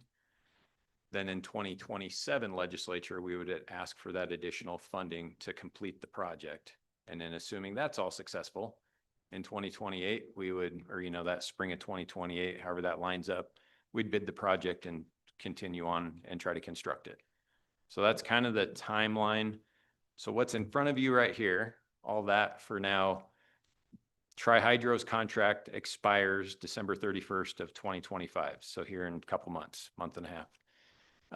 So to get through all the things I just mentioned, we want to extend their contract, just a time extension through December 31st of 2026. And then if everything else is successful, we'll be back next March to amend in money to their design contract. Are there any questions for the director? Commissioner Anselmi Dalton. Thank you, Mr. Chair. Director, thank you for that. I, as you know, object to this. We've been doing this since 2017, and we keep extending this contract because we're being held subject to these people's demand that they want they want to have it put into pipe, which is very expensive. So my first question would be, what is the $1.5 million that we're going to see next? We haven't seen it yet here. This is just a time amendment, but then we're coming down there, we're going to see another 1.5 million. Is that for putting, what is the 1.5 for? Let's start. Mr. Chairman, Commissioner Anselmi Dalton, it's really for the designs associated with each one of those landowners, whether it be center pivots and, the center pivot company and working with those folks, or the permitting associated with potentially stock water on BLM allotments. Of course, the Anita ditch to pipe would be a design thing that needs to be done, which wasn't originally anticipated. Trying to work with us and potentially applying for different funding packages through the federal government for those different mitigation things. And then just the general changes in design scope from the original design to what we're going to end up with now, such as the diversion off Medicine Lodge Creek. Originally, that was just going to go into a modified ditch or a little bit wider ditch. Now that it's going to go into a pipeline, that diversion structure is going to look a little different. So things like that. So 2 follow-ups, Mr. Chair. Thank you. So one question is, I didn't think we did pivots. So why do we pay for the design of pivots? And my second question would be, what happens if we don't extend this contract? What if we say no? Mr. Chairman, Commissioner Anselmi Dalton, we typically don't do pivots. We brought that back is like kind of what I said, kind of an integrated watershed approach, because we know not all these landowners are going to benefit from this reservoir, yet they are impacted by the project with the changes in the Anita ditch and different things like that, where they take water out for livestock or what have you. So knowing that reservoirs are complex and sometimes we need to go to the extra mile to try to get them done, and the value of storage, in my mind, it's kind of an exception to the rule, I guess I would say. So I don't know if I have much more than that on that particular question to try to get this project over the finish line. And then so if you don't amend this contract, then Tri-Hydro's contract will expire at the end of the year, and we won't have a consultant or a design engineer to do any future work. So at that point, then I'm not sure if we would be looking to hire a new consultant in the future. If the legislature approved the extension of the 59 million for level 3 construction, then that would tell us that they're still standing behind this project, and we'd have to go out and hire a new consultant to finish the design work. Commissioner Anselmi Dalton, does that answer your questions? I guess one quick follow-up. Just so if we don't have a design person, they haven't finished the design because we still haven't figured out what we're doing with all these various things like design pivots and design of this extra easement and canal that we were going to just put into a canal, and now it's going to be pipe, that's what they have to finish, is whatever we come up with, is what you're telling me, correct, Tori? Mr. Chairman, that's correct. And we've, these conversations again started wholeheartedly, I would say in the summer with some of the legislators that were involved, but then more of the technical back and forth, really understanding what the wants are, started in early September. So we're kind of in the infancy of that, trying to figure out what we can do, what we can't do. I would say Tri-Hydro has never been the holdup in this project. They've been super responsive, which is why they've gone out of scope so many times to try to address the questions that come up from this body and from legislators that are trying to help and understanding the costs of going to a pipe or what have you. So they've been doing a great job for us. It's really just these negotiations have taken longer, and I'll take responsibility for that. I was much more involved in this project as the Deputy Director of Dams and Reservoirs. And then when I took on the director role, I just couldn't be as involved, and some things probably got dropped because of that. So. Any other questions? So we need a motion. Remember, this is a time-only amendment to extend this. That is correct? Yeah, Mr. Chairman, this is just to extend the Tri-Hydro contract through December 31st of 2026. I have a motion. Commissioner Cott, I'd like to make that motion to extend the Tri-Hydro contract through December 31st of 2026. I just hate to see things expire at the end of this year, which is 2 months away. I have a second to the motion. Second. Motion made by Commissioner Cott, second by Commissioner Choma. Any discussion? Mr. Chair, Commissioner Somidol. although I'd like to be a no, I'm going to go ahead and say yes to this, but I would like to say that when we get down to the next 1.5 million, I probably will be a no. I think enough is getting to be enough. So I think it's not Tri-Hydro's fault. I don't think it's Director Mead's fault in any way. I think it's that we're being held captive to some people putting things in and saying, hey, you're stuck here with us now. And that's frustrating to me. So thanks. Any other discussion? Commissioner. Mr. Chairman, I think just a word of caution, we're extending everything out 2 years. And what we actually do is cause inflation because if they don't get their contracts done, and I'm in favor of it, I've been voting for them. When we give these guys 2 years, then their deadline moves out. It's kind of like a kid with homework. They don't get them done and then they're back here for an inflation again. And I think we're starting to head down a slippery path. We meet 3-4 times a year and we can actually extend contracts every single year rather than moving these out. And I think it's something to think about. I'm voting for them and I'm for them now, but I'm not sure long-term that it makes sense when we start looking at inflation to extend these projects. We're further ahead to say, we're going to hold your feet to the fire on them and let's get on them and get them done, because every year we wait. I was just pulling up news articles. Alkali Creek's doubled in half. West Fork's doubled. Basically all these projects as we go on is that we're slow getting NEPA's done and things done. The costs just continue to go up. And the truth is, I think we ought to be pushing them to go faster, not slower. Thank you. Any other discussion? We have a motion on the floor for the commission. Mr. All in Chairman, favor? we do have Senator Guru online. Senator Grew? Thank you, Mr. Chairman. Is the select water going to vote on this as well? Or? Mr. Chairman, Senator Guru, this is just a time extension only. So Okay. It's not necessary for select water to recommend. Okay, thank you. I'll wait for the money then to have that discussion, because I'm have to say I'm going to want to see how much this is costing us per easement. We're doing all this stuff landowner by landowner, person by person. We need to find this out. I to agree with I've been voting to fund this all the way through because I think we need this project, but I'm slowly moving over to former Senator Anselmi Dalton's position on this, because this is I feel like she's being nice. We're held captive. I think we're being held hostage. Thank you. Is there any other discussion? All in favor? Aye. Opposed? No. Motion passes. Okay, thank you, Mr. Chairman. I'd ask that Bill Brewer come up. We have one more amendment to discuss, and that is the Middle Piney Reservoir Amendment 15.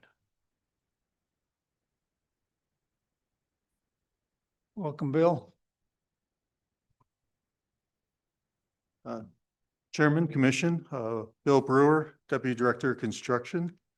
I'm going to walk through the Mr. Chairman, we are on page 90.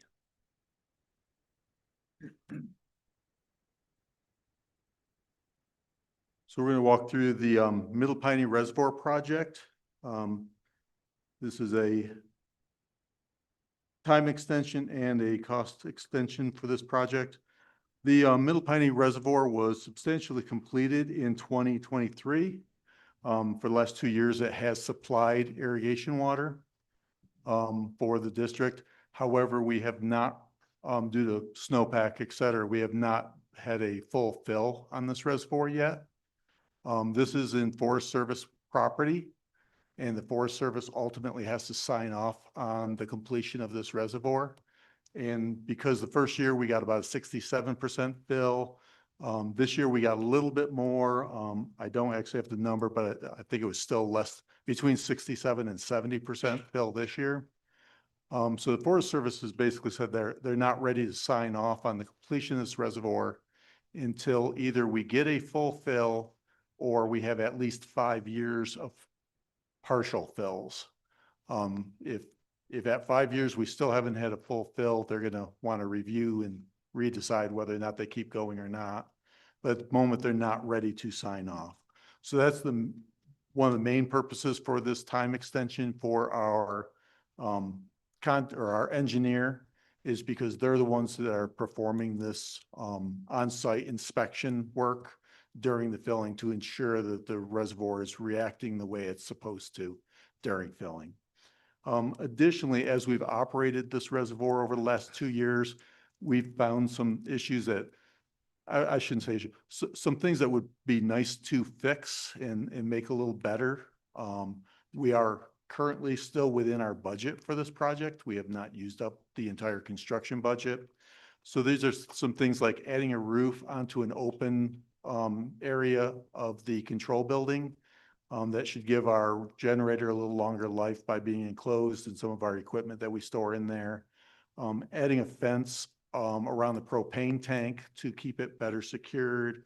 There's been a few other things. Let's see. We also realized that this reservoir, we've already got snow on the ground at this site. The switchbacks on the road, that some of those that are in the shade are already accumulating snow, and it's getting difficult to get to the site now. In a few weeks, it gets inaccessible by vehicle. My understanding is during the winter, it is feasible to get up there by snowmobile, but it's not an easy trek because the canyon's so narrow. You end up basically trying to ride up a 45-degree slope to get up there. So the benefit of adding some remote control that we could operate the reservoir from Cheyenne if needed came up as an idea. We talked to the people who put in the equipment. They said it was feasible, that the equipment had that capability. So we've looked at adding that in. And then also we have this Middle Piney Lake was a natural formed lake from a huge landslide that occurred long before me, millennial, I'm not sure. And then in the 40s, the irrigation district went in and added fill on top of that natural landslide to form the Middle Piney Reservoir. So the Middle Piney Reservoir sits on top of the Middle Piney Lake, essentially. It's just the extra storage on top of the natural lake. We do get some seepage through that natural landslide. Both us and the Forest Service had said we'd like to see a little more information on how much seepage we're getting. So we're also asking the consultant to do a little bit of evaluation and look at that seepage now that we're filling this reservoir for the first time in 20 years. Essentially, that reservoir was built in the 40s, had some control tower issues. The Forest Service ordered the gates to be locked open about 20 years ago.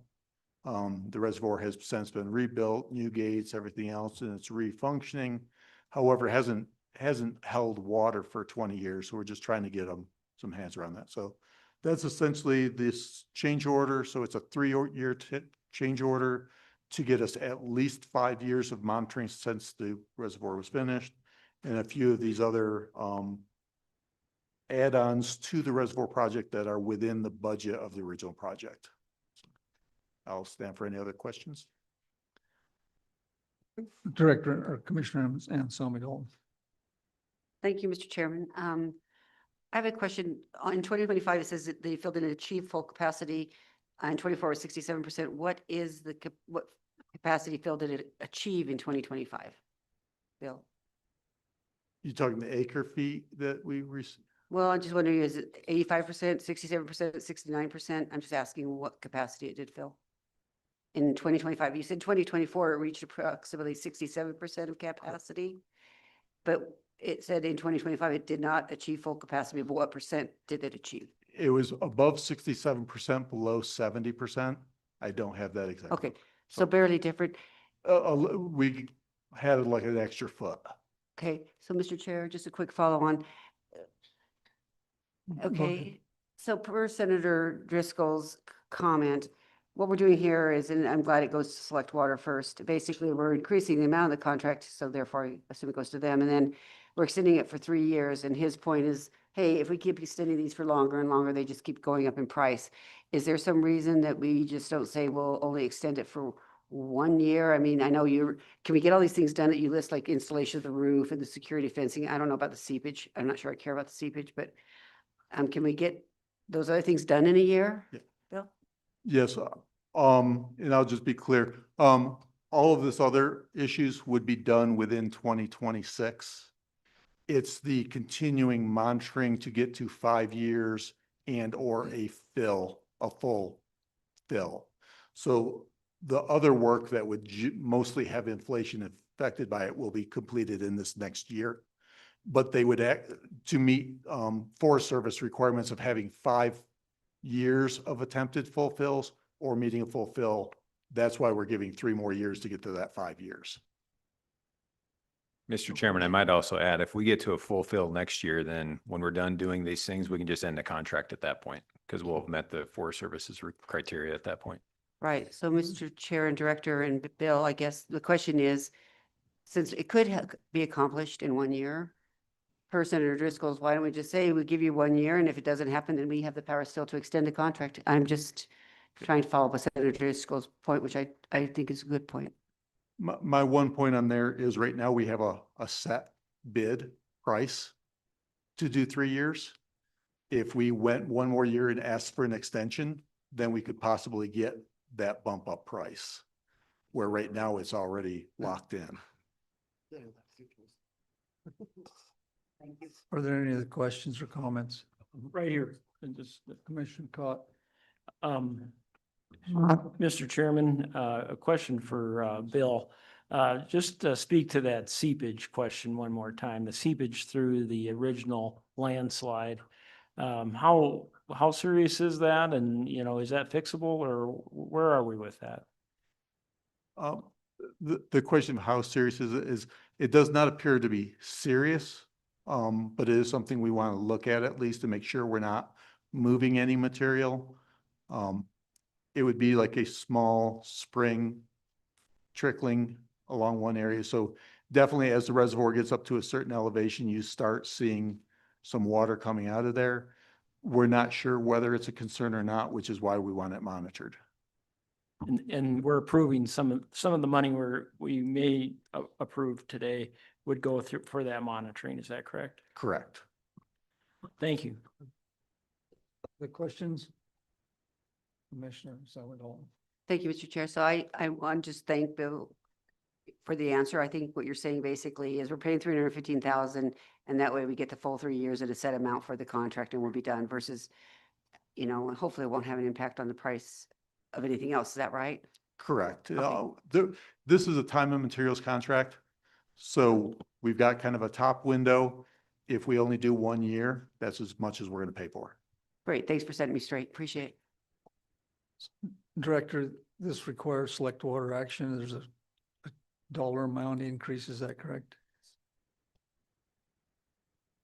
select water, I believe this is 315,000 increase. Yes. All right, do I hear a motion? I'll make that motion. Yes. All right. So, and I assume your motion is that we recommend the Middle Piney Reservoir Amendment 15 for the record? Sorry about that, Madam Chairman. Yeah, woman. Yes. To have a second? All right. Any discussion? Yes, All Madam in Chair. favor, say yes. Yes, Thank Senator you. Grew. Yep, I just, want to just say it again. And I'm sorry, I don't mean to bore everybody, but I sit in a lot of meetings, and in the meetings I sit in, everything I hear is we don't have any money. We've got to cut spending. We've got to cut.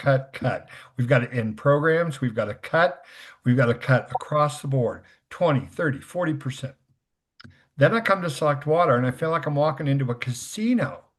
And so it's just, I got to catch up sometimes to how fast and how easily and how effortlessly we allocate dollars.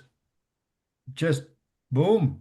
And then I go into another meeting and we're like fighting in hedgerow country over $50. And so it's just difficult for me. It's two pods. And believe me, I support all these projects, but I do agree. And I understand a 3-year contract at $315,000. And if we don't do it, we could be spending $500,000 for that last year if we don't do it. I get it and I'll vote for it. But wow. Like I say, it seems totally, it's almost like walking into an alternate reality for me. And I know Senator Larson's feeling the same thing because I sit in the same room with him when we get told that we don't have 2 pennies to rub together to spend money on anything. And so yet here, not so much. Thank you, Madam Chair. Thank you, Senator Grew. Any other discussion? Madam Chair. Yes. Just a thought, that we had a project that got completed, which is great, but then we put $2 million more on it. I just think we need to plan better. Back to Senator Driscoll's comments earlier about things get more expensive as we go along, and maybe we didn't know up front the additional cost for, you build something, then you learn it's not quite right. There's no way to anticipate, but I just think in future projects, we need to be really think ahead, think over the next, ridge type thing of what's over there to avoid doing this every time, doing that. And I'm going to vote for it, but Yeah. I just think we need to think. Director, would you like to respond to any of those comments? Mr. Chairman, Madam Chair, sorry, not used to that yet. I've stumbled over that in years past. A message received loud and clear from both Senator Crum and Senator Grew. Yeah. I just would ask in this context of the comments made, Director, whether or not the new, more strategic processes that we're going to follow in the future, or we've talked about following in the future, would help, for example, in this situation of where some things were kind of changed, or I don't know if it would or not, but I do believe that those decisions to kind of handle the process a little differently on these large projects will be helpful, more helpful perhaps, as we don't go forward before we're sure about certain things and are not in the later stages still dealing with things. Yeah, Mr. Chairman, Madam Chair, this reservoir in particular is complex because it's in an ancient landslide, or it was built on top of an ancient landslide. So we could have either spent money trying to satisfy all these geotechnical issues in advance of constructing it, or I'm guessing we're probably on the have spent less money doing it the way we did it, as compared to, I don't know if you can ever satisfy a geologist with enough information. We can ask George that question, but anyway, complex. Again, Alkali Creek Reservoir was something similar. Once we did the geotechnical investigation and understood the weak foundation materials, we had to do more investigation. So it's either you do it before or after, one way or the other. None of us like spending more money, but again, you got to get it right because the consequences can be drastic, right? So I don't know if I have anything else to say besides that. Do the best we can. Thank you for those comments. I appreciate it. Any other discussion? All right, we have a motion on the floor. All in favor, say aye. Aye. All opposed, say no. I think that was an aye in favor, so yep, motion carries. Commission, we need a motion. Commissioner Cott?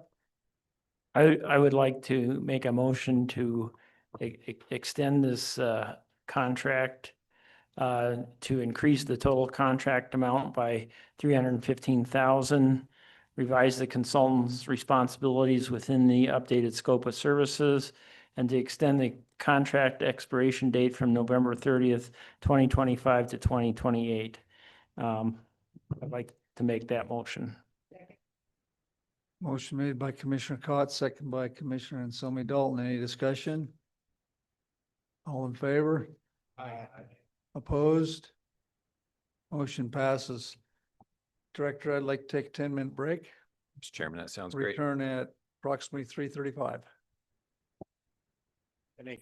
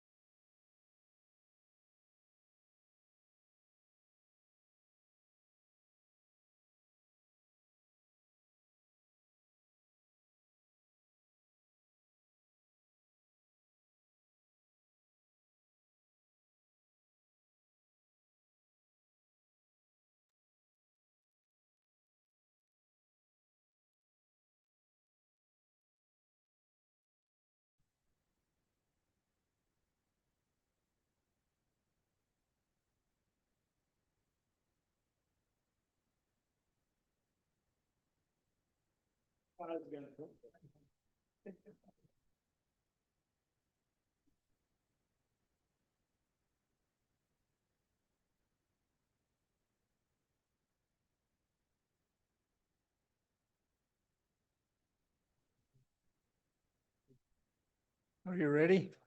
Mr. Chairman, I'm almost ready. Okay, so we are on agenda item number 8. So this is when we start into our recommendations. I would suggest maybe we wait for the rest of our select water committee members to get back. Okay.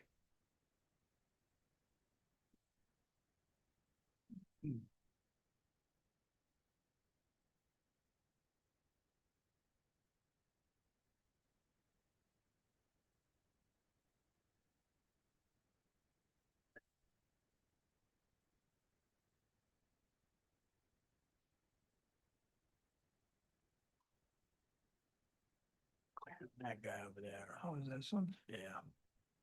Now we'll have all the stuff that we need to do going forward. Account 1, got that. Oh, okay. I think they're all I right think- here too. I think maybe it's paper. It's an attachment to this agenda that they printed. It's attached here too. Oh. They're here too.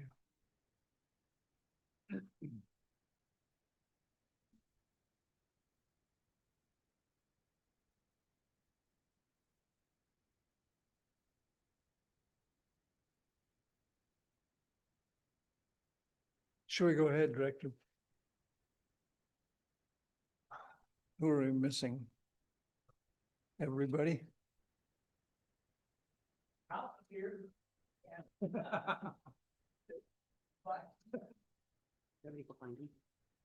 Yeah, you might. But just knock on that bathroom.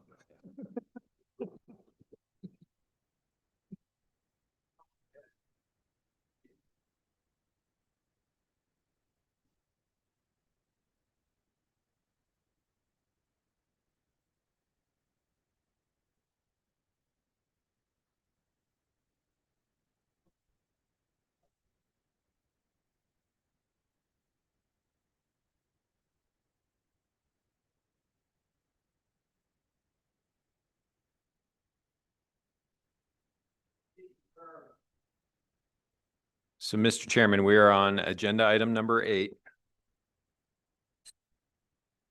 And I've handed out or had Katie hand out several maps.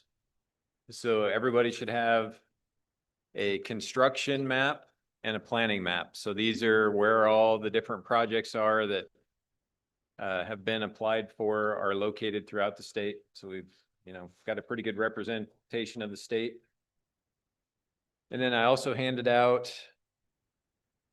3 summary sheets, one for account 1, one for account 2, and one for account 3. And all those things for the people online, like the map for construction is on page 4 of the recommendations notebook. So you can kind of just get a general idea of where everything's located. And then the summary sheets are located in the e-notebook, not the rec notebook, but the e-notebook on page 176 for account 1, 180 for account 3.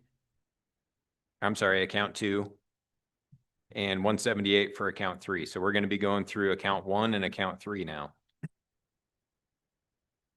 And keep those handy because so as we go through these recommendations, folks new on the Select Water Committee, these are the applications received for level 3 construction projects.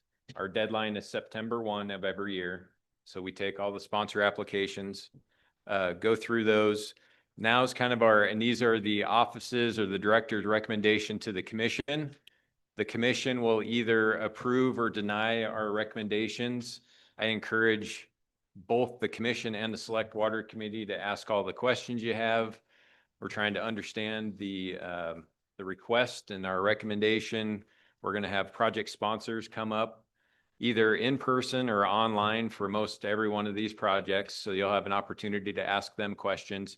And it's really so you have a good understanding of it, because when we get to our January meeting, all the projects approved by the commission are going to get put into the omnibus water bill construction for the legislative session. And then the commission will look at it one more time independently in January. And then the select water committee will look at it in January and make any final tweaks or approvals, whatever. And then that's what's going to go into the legislative session, both for the construction bill and the planning bill. And the planning, we did a lot of our work back in May, if you remember. So we're going to go through those pretty quickly, but we're focusing mainly on construction. The other things I would mention are, so if you look at the summary sheets again, and again, for those people online, we're looking at page 176 of the e-notebook and 180 of the e-notebook. So if you look at that in the top right-hand portions of each one of those, for instance, on account 1, you'll see the fund balance in account 1 is $49,477,191. You see that number? And then if you look on the account 2, up in that far right-hand corner, now move over just one number where it says the account 2 fund balance is $16,358,935. So between the two accounts, we have roughly $65 million, $65.8 million between the two accounts. And that's for this biennium. So it's for this year's projects as well as next year's projects. So what we've always done is we tried to stick to, okay, let's think about half of that for this year, save half for next year, okay? In total, dollar demands this year, we had roughly between construction and planning and water research and all that stuff, we're looking at about $55 million worth of requests. And we've got about $33 million to spend if we're spending half of it. So, you know, $20 to $25 million more in requests than we had for actual funding that we can spend.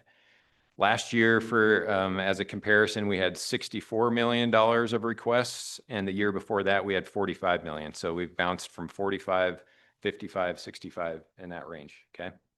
And our funding is going to be pretty stagnant. And some of this money is kind of left over from previous legislative sessions and kind of one-time refunds of the Board of Control a year or two ago and things like that. So with that, I'm going to have Bill talk through a little bit kind of the process we run through when we get our applications for construction and how we kind of go through and prioritize those. Chairman, Commission, Select Water, Bill Brewer again, with Deputy Director of Construction. And basically to kind of walk through the process of how construction applications are handled. The due date for those is September 1st. We had one arrive as early as April. The other 22 showed up pretty much August 30th. When they come in, I review them first. So I go through the application. I look for whether the items being requested are eligible or I believe ineligible, whether it's kind of on the edge of we need more information to determine whether it's eligible or eligible. Any problems I foresee in that application that's going to raise questions both between myself and Jason, Commission, Select Water, to point those out so that the project managers can go back and get answers from the sponsors. Also look at what the amount of funding request is, so I'm prepared to know if we're going to have a lot of cuts this year or not. So there's a lot of review there. You know, one of the other things I look for pretty heavily is if they show a budget of $100,000 and they show an income of $50,000, it's like, how are you covering the other $50,000? So that question goes out. Or if they're showing they're bringing in $200,000 and spending $100,000, it's like, where's the other $100,000 going? So there's some of those questions that get asked initially. I write all that out and then it goes off to the project managers. The project managers do their best to get those answers and fill out the application and come up with a recommendation. When they finish the recommendation, it comes back to myself to review. There's some back and forth between myself and the project managers. And then when I've got them pretty well cleaned up, I pass them on to Jason for his first review. And then we go back and forth quite a bit on these. Trying to take $50 million in asks and get them within a budget we can work with and determine which projects to fund or how we move things forward or not forward. So that's kind of the initial review. Part of that review is I'm trying to look at budget versus asks. Like I said, are they asking for things that are ineligible? Those things are removed pretty quickly off of the request. We tried to spread the funds out both around the state and within a district. If we have a district or a city come in and they're asking for 4 projects, we're going to pretty much tell them, we probably have enough funding for one of your projects, so please prioritize. Sometimes we'll get one application in, but it's obviously 2 different projects that's on one application. Again, we're going to go to them and say, we're probably going to split this up into 2 projects. Tell us which one's your priority so that we're funding what you think is your highest priority if we have to deny part of your application. Another part we look at is whether or not we should give full funding for a project or what we call pre-construction. This is something we started about 3 years ago. I would say it's validated itself already in seeing that, but essentially what pre-construction is when we have concerns about there's quite a few easements that need to be obtained. If you've been on the commission or Select Water for a while, you've probably heard me ask for time extensions over and over again because of easements. This is trying to get a handle of that where we fund the design, we fund the amount of money for easements, but we don't put out that big chunk of money for construction until they actually have the easements in place. So that money's not tied up for 5 years on a project when somebody else could have gotten their project finished in that time. We will see that there is one project came in this year. They were funded for pre-construction last year. They're ready for construction this year. I expected to see 5 or 6 of those come in. We only got 1 because only 1 was ready. And like I said, that kind of justifies why we're doing this pre-construction idea is people are not getting the projects done as quickly as they think they can. And which is holding up that, is allowing us to take that money and put it to a project that can get done. The one bad side of that is we do know we're building up a little bit of a backlog. Because there's quite a few projects out there that have had pre-construction funding. We've told them if we stagger you from pre-construction to construction, you move up the list when you come back in for construction funding. So there is potential at some point in time, we're going to get 6 or 7 of these big construction projects come in and we're not going to be able to do much new construction. But in general, I think it's kept the flow of money going better when we're tight on funds and getting projects done. And one of the last things we really dig into is whether this is a need or want. We define need as it's required to meet DEQ standards. So if it's required to meet DEQ standards, we consider that a need. If it's something above and beyond meeting DEQ standards, that's more of a want. And that could be, we want an extra well in case. And it's like, well, if your 4 wells are meeting DEQ requirements, we're probably not going to drill you a 5th well on a just in case, because DEQ requirements already have a just in case built in. So we're not going to go above and beyond. Another example is they need a storage tank, but they want a concrete storage tank to save themselves maintenance in the future. I understand that concept. However, you need water storage. We will pay for what you're required to get water storage. If you want to pay the extra to get something to save you maintenance in the future, it's in their best interest to pay the extra. We'll pay what they need for. So that's kind of where we're trying to keep within the budget we have to operate with and get as many projects on the ground as we can. So I would say that's kind of that first string of how these are handled. Okay, so we're going to start running through recommendations. Sponsors that are here, when you should all have an agenda. If you don't, run out front and grab an agenda and we see your project coming up, just come on up and jump in the hot seat. And so we can keep things moving along. So the first project for consideration is the Alpine Well number 4 transmission pipeline 2026. And this is on page 6 of the recommendations notebooks. We're on the rec notebook now. Okay, so this is for the town of Alpine, of course. They actually have 2 municipal water systems, the main system and then another system that includes their largest producing well, which is Alpine Well number 4. And they've requested to connect these 2 systems with the transmission pipeline. This was one of the highest priority projects that came out of their recent master plan, and it'll just overall improve the service to the entire system. So with that, I would ask the project sponsor to introduce themselves, and we'll see if we have any questions. Good afternoon. My name is Craig Leesburg. I serve as the Public Works Director for the town of Alpine. I would like to begin by expressing our sincere gratitude to the Wyoming Water Development Commission and the Select Water Committee for their continued support and past financial assistance, which has greatly benefited the citizens of Alpine. The town of Alpine is currently one of the fastest growing communities in Wyoming, and district will and is experiencing urgent need for additional water resources. Connecting Alpine District Well number 4, located on the north side of the Snake River Bridge, to the town's existing water system will provide a sustainable source of clean water to serve our residents now and for future generations to come. During the summer months, our 3 active wells south of Grays River operate continuously to meet demand, while Well 4 cycles on and off due to its limited service area on the north side. According to the recently completed water master plan, Well 4 has the capacity to meet the town's needs if integrated into the main water system.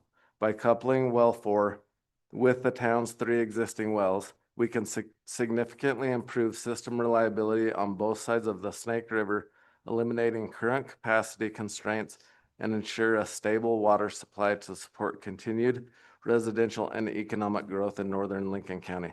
Thank you for your consideration of this important project and for your continued partnership in supporting the town of Alpine's development and sustainability. So the office's recommendation for this particular project is a 50% grant in the amount of $210,000, and happy to answer any questions. Are there any questions or comments? Hearing none, can we have a motion to accept the office's recommendation? Mr. Cott? I make a motion to accept the office's recommendation for Alpine Well number 4 transmission line 2026. So, motion made by Commissioner Cott, second by Commissioner Pence. Any discussion? Second. We have a second. Thanks, John. Any discussion? All in favor? Opposed? Motion passes. Thank you. Okay, Mr. Chairman, the second project is on page 15 of the recommendations notebook. This is cloud seeding for the Wind River Sierra Madre Mountain Ranges for the 2027 season. So that's not this winter, but next year's winter, a year from now. The Water Development Office has been is a sponsor like we always have been. This is really a part of a larger strategy for flow augmentation in Wyoming's portion of the Upper Colorado River Basin. As you can see on the map there on page 15, we've got 10 generators on the west slope of the Wind River Range. So Wyoming's up in the northeast corner of that first figure. And we've got, I believe, 2 or 3, I believe it's 3 ground-based generators on the west flank of the Sierra Madres. And you can see what Utah and Colorado have in comparison, many more. In the past, we've worked with our lower basin partners through an agreement where they help fund the cloud seeding program in Wyoming. And it's really, the benefit is provided to all the basin, all 7 basin states. The the operational program has been in existence for about 10 years, since 2014. And in 14, 15, and the successive winters all the way through 24 and 25, the state legislature partially funded the cloud seeding in this particular basin. And it was at a 37% funding from the state and 63% from our lower basin partners, state basin partners, and then other entities as well. And then in 2025, the legislature amended that. And what came out of that was that prior to commencing project operations, the Water Development Office shall acquire funding commitments from other Colorado River Basin water users or other interested parties for 100% of the actual operation costs. So the office is now, what this recommendation is for, is seeking continuation of prior year's legislation and for it to give us the allowance to continue cloud seeding next year in the our ground-based generators in the Wind Rivers and the west side of the Sierra Madres, but find the funding somewhere else. It wouldn't be state funded. The other thing I should mention is the Joint Appropriations Committee have had several discussions at their August meeting and their October meeting that our office and others have been part of. At their October 28th meeting, they had some draft bills that they worked. One of them was a joint resolution prohibiting any unauthorized atmospheric engineering. And they somewhat defined that as solar radiation management, stratospheric aerosol injection, weather modification, and cloud seeding. They also had a cloud seeding moratorium draft bill that would put a 10-year moratorium on any cloud seeding to collect baseline data. And then they also put forth a bill that was called the Clean Air and Geoengineering Prohibition Act. So what came of that discussion in the Joint Ag Committee here a couple weeks ago was the joint resolution basically to send that to Congress saying we don't want any geoengineering going over or taking a part over the Wyoming skies if the government's spraying whatever they might be spraying over us. And what came out of that particular joint resolution to Congress, if it passes the legislature, is that they were going to exempt cloud seeding. Then on the cloud seeding moratorium bill, which would have put a moratorium for 10 years, that draft legislation failed in committee. And then the Clean Air and Geoengineering Prohibition Act, they ended up exempting cloud seeding out of that as well. So from that, the message we received was they differentiate between geoengineering and cloud seeding. And so our thought is, after talking with others, is let's move forward with the recommendation to do what we did last year or what passed last legislative session, which is to allow us to do the ground-based in the Colorado River Basin, because that benefits our state engineers' ability to negotiate with the other basin states with that flow augmentation, and the state of Wyoming is not paying for it. So put this in front of the legislature and let them make the decision. The Joint Ag Committee, the draft legislation that came out of that, all exempted cloud seeding from the moratoriums and the prohibitions. So with that, I would ask any question or answer any questions you guys might have. Are there any questions? Commissioner? Thank you, Mr. Chair. So Jason, do you think that this always started last year, right? So this will be the first time we have to go out and try to find the funding ourselves from the other states, correct? Mr. Chairman, Commissioner, tell me, Dalton, last year we started with the 37% state funding, 63% lower basin states. And during the session, they stripped that out. Right. And landed on states not going to fund it. So I'll hand it over to Barry to talk about how that's looking as far as for this year's. Right. Great. Thanks, Barry. Thank you, Mr. Chairman, Commissioner Lisa and Salmi Dalton. I'm happy to answer that question. You're correct. Based on the legislation last year, we were authorized to do the ground-based program in the Wind Rivers and Sierra Madres, provided the funding comes from external funds, no state funds to be expended. I'm pleased to report that we have identified those funds and we're working through those agreements, and we expect to have operations starting yet this month. And are there any other questions? So we need a motion to accept the office's recommendation.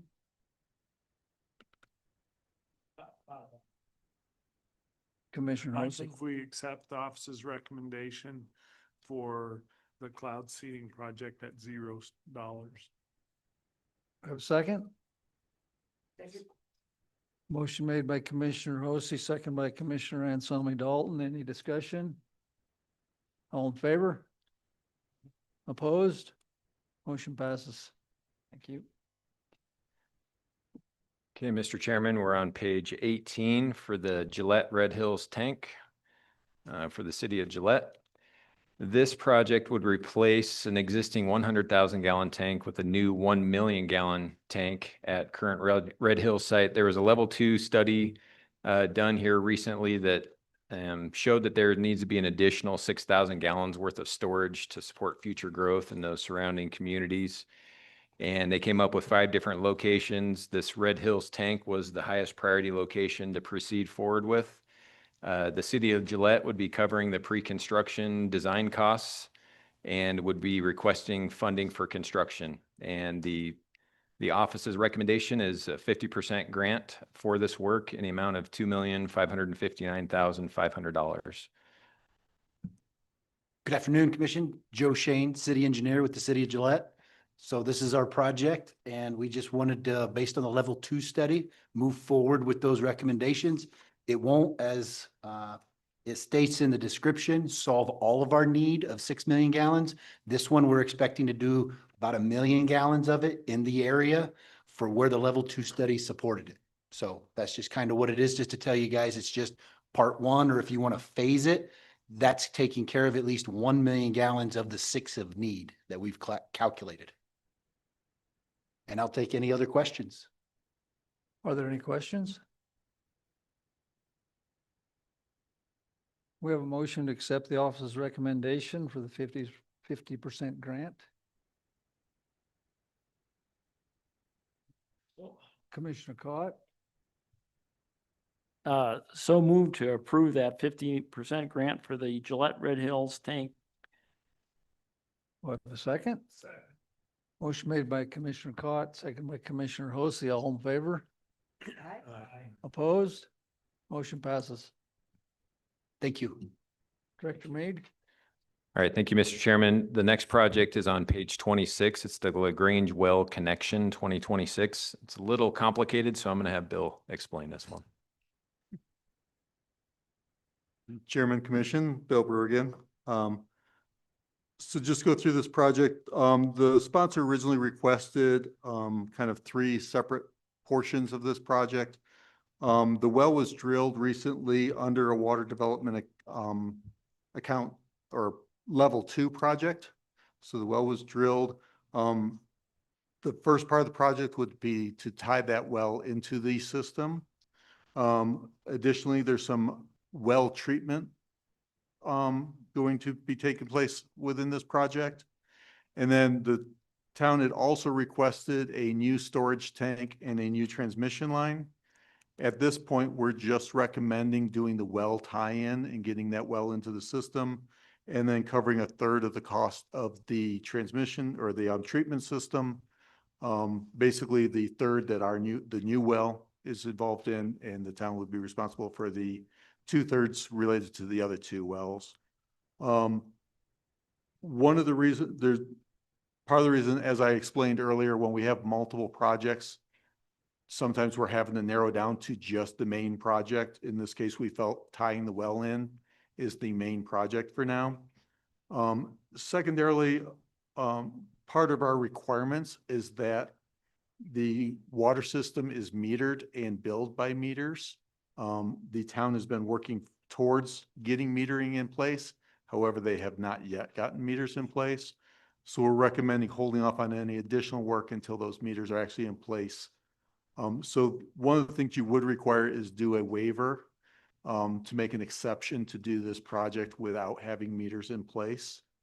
So that's kind of the little bit of the complication with this project, but we are recommending we move forward with at least tying the well in and getting this chlorination system put in. So I'll turn it over to the sponsor if they would like to add anything. Hi, I'm Kathy. I'm from the town of LaGrange. I'm the clerk. Our public works director could not make it. Unfortunately, I do have our engineer here with us if you have any questions that I may not be able to answer. I appreciate your guys' time and consideration of our project. We are on the IUP. We did go in for water meters in the IUP and then also this project. Due to some levels that we have in the arsenic and doing the third level, they decided that this was a more important project than the meters at this point in time. We will be on the IUP again for next year and hope to try to get that completed. Any questions? Commissioner?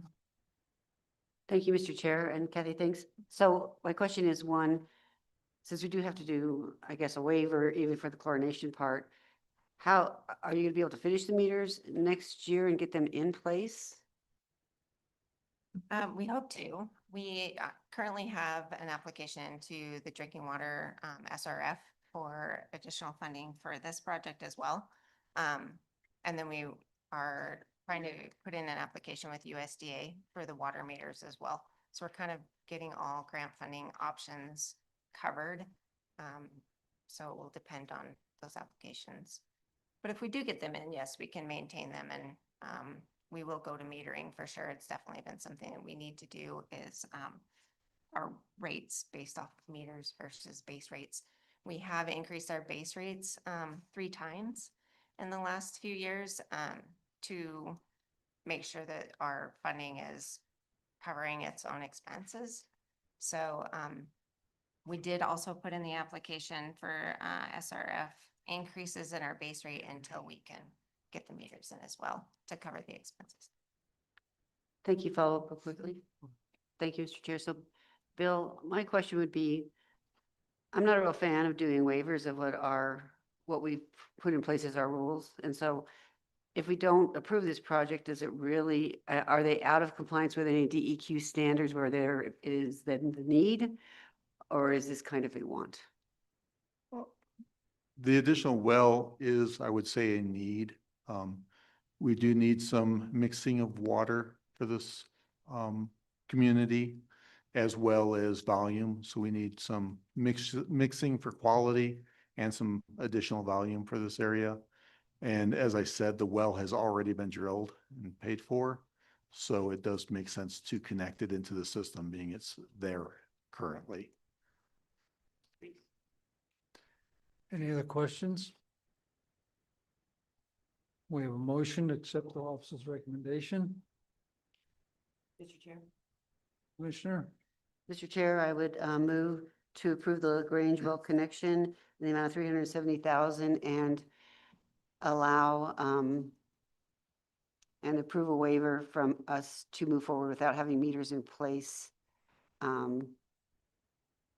this time. Motion made by Commissioner Anselmi Dalton, seconded by Commissioner Choma. Any discussion? All in favor? Aye. Opposed? Motion passes. Thank you. Thank you. Director Mead? 2 more. Okay, thank you, Mr. Chairman. The next project is on page 34. This is a unique project. If you refer back to our August discussion, there was a draft bill put forth by Senator Hicks to the Select Water Committee in regards to forest health treatments. And the Savory Little Snake Water Conservancy District, along with the Little Snake Conservation District, submitted an application. And I'll do my best to explain the application. So if folks are familiar with Battle Lake, it's west of encampment up on the divide. It's a property that's currently listed for sale for $3 million. The sponsors, both the Conservancy District and the Conservation District, have requested 50% grant or $1.5 million to acquire that property. It's 558 acre parcel. So listed for $3 million, asking for $1.5 million worth of grant to purchase it. That property includes the roughly 22 acre portion of Battle Lake, and Battle Lake also backs up just a little bit onto the Forest Service property, which surrounds the Battle Lake property. I think the intent of the sponsors would be to put that land under a conservation easement once purchased. Then they would like to also implement forest management strategies on that newly purchased land, as well as about 500 acres of land that surround it. So individual private parcels surround that 550 acres. So want to put treatments on or cut trees. I'll let Senator Hicks expand on that in a minute. To about 1,058 acres with the goal of increasing water yield, which is what we heard about in August. With kind of the design of that and the actual treatments and management of that, we've estimated that from their application to be about $1.84 million to do the forest treatments.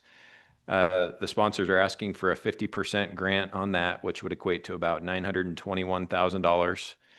I think they're looking to the State Forestry Division to develop a forest management plan for those acres, and also looking to submit an application to the Forest Legacy Program of the U.S. Forest Service, which I believe is a grant program.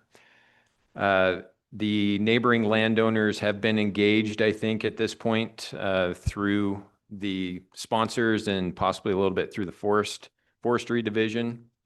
And then the last part of their application was on Battle Lake itself, which is contained within the property. It's a glacial lake. Again, like I mentioned, it's somewhere around 20 acres or so. There's no man-made outlet works on it. It just kind of has an overspill on the left side. And they would like to make about 8 feet of that active storage so they can actually manage it and release that water when they want to. They estimate that that would equate to about 250 acre feet of water, and that would compensate for any losses that they see with the release of high savory reservoir water. Based on our estimates, I'm guessing the actual, if you took 8 feet of that and tried to make it active, it's probably less than 150 acre feet, but we didn't compare math, so I'm not positive on that. Battle Lake has been looked at just a little bit in the kind of the conversation of West Fork Reservoir. A lot of different reservoir sites were looked at through those feasibility analyses, but we were talking about thousands of acre feet of shortage that we were trying to address. So Battle Lake was looked at briefly just to understand, could we put a big enlargement on it? No, not really. It doesn't have a very big watershed.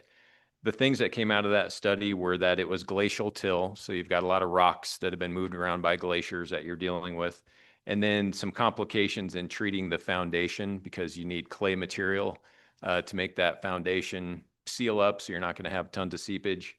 And so even though it's not comparing apples to apples necessarily, it does suggest maybe some complex geologic or geology up there that would need to be dealt with.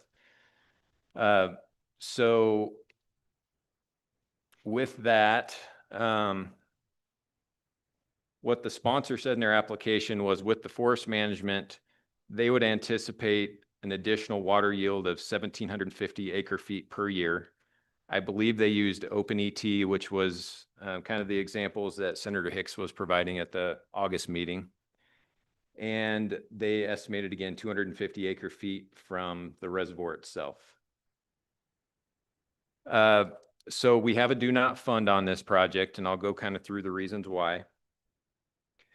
So one is just generally the State Forestry Division has not developed a forest management plan to our knowledge at this point for treating that 1,058 acres. And without purchase of the property, there's no title to Battle Lake at this point to make the modifications to Battle Lake, even though, if it was approved to purchase the property, then that would be had. And then agreements in place with the surrounding 500 acres of private property parcels. I think there's been some discussions with them. There's data collection, permission slips in place, but then once a forest management plan is put in place, they'd have to sign off on that and then sign off again to actually go onto their property to execute the forest management plan, start cutting trees and things like that. So none of those things are in place at this point. The Battle Lake modification, there's really not been any feasibility study done on it like we would typically like to see as a water development program that would analyze, what the problem is we're trying to solve. I think they're just trying to make up for some conveyance lost water out of high savory reservoir. We don't know, we've got some materials as part of their application and their cost estimates for riprap and sheet piling and things like that. You know, is that the best way to do this? Not knowing the complexities of the geology, are you going to be able to drive sheet piles? What complications might there be? Is that a good cost estimate to move forward with or not? One thing in the application was maybe a little bit of an oversight with that reservoir, or I should say Battle Lake backing onto Forest Service property. I would imagine any modifications to Battle Lake would require some kind of a NEPA analysis. One, because it's most likely considered waters of the U.S., and two, because it backs up on the Forest Service property. So either dewatering their property, or if you're enlarging it at all, you're backing more water up onto Forest Service property. So those things would need to be looked at. So suggesting, you know, to move forward, that would be the eligible piece of the project, at least in our current criteria. So suggesting, I believe the Conservation District works with the NRCS and has an engineer on staff if they'd like to do kind of a homebrew study to look into some of those things. It might be appropriate. And really the biggest reason, I think, is just the critical aging irrigation infrastructure and the municipal infrastructure conversations we've been having, and are actually an interim topic of the Select Water Committee, and the existing demands on the program.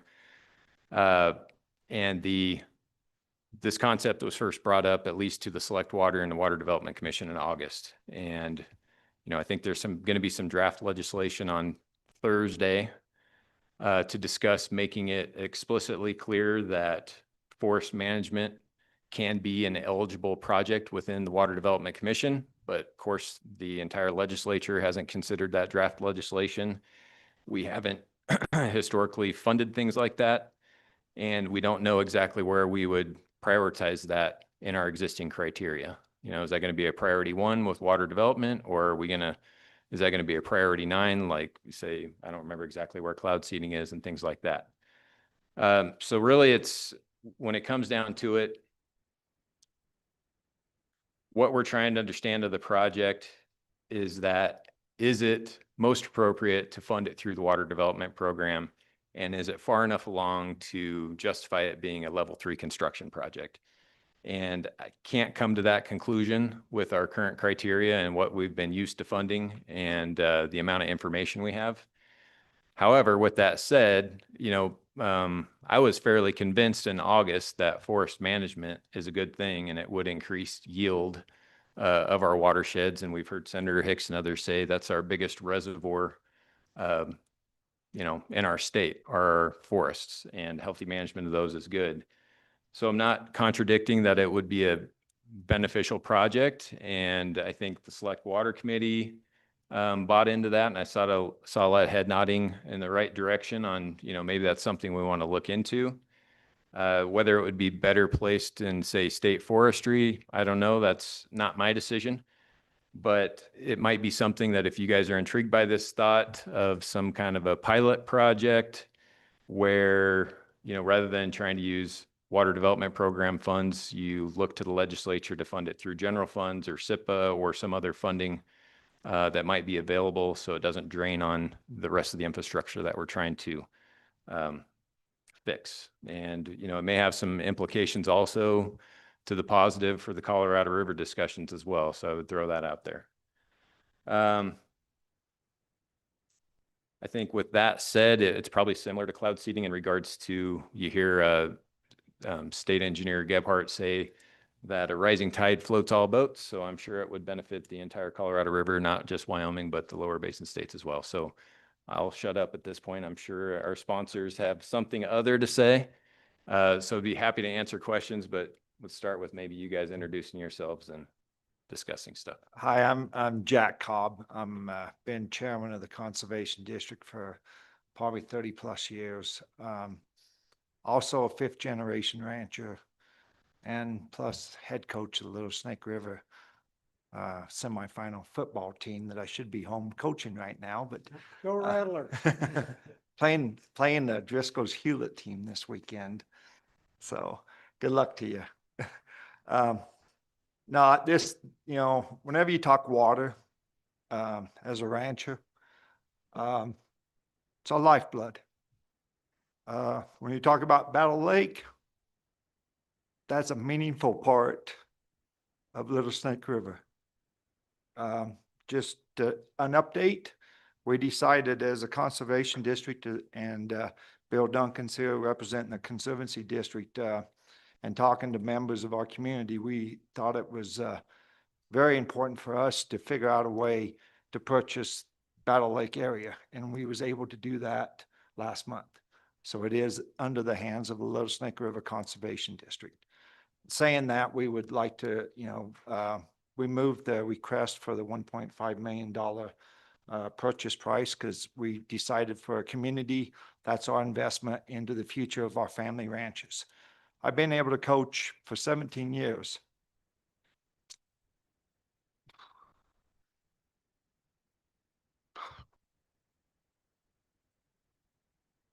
In them 17 years, I've been blessed to coach amazing young men. And I can say this straight from my heart. There's almost every family ranch, and our valley is one of the last family ranch communities. From the very top of our 50-mile long valley, we have the next generation that wants to be there. His son played for me. Now he's coaching on the junior high team. He's the 5th to 6th generation.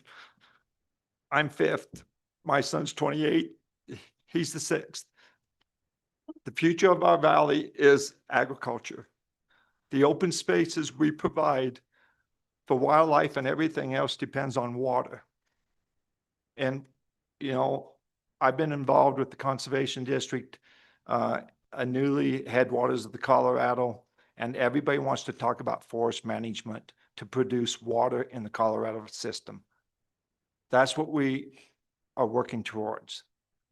I know this is a different ask than you guys have ever been presented. We've used your programs. Small water has been a lifeblood of our family ranches. So we understand this is a different request than anybody's brought to you. But I'm just hoping you look at this as more than just forest management, but also a lifeblood for our community, for the Colorado River system, and maybe a new way to create water when Mother Nature is not allowing us to have water. Maybe this is a new way to be able to bring water more into agriculture and downstream into the Colorado River. I'm not a politician. I'm not a fancy speaker. I'm just a rancher, a coach, and love our community, and whatever we can do to help keep these family ranches in business, that's what I'm here to support. And Bill Duncan, he might have a word to say from the Conservancy District.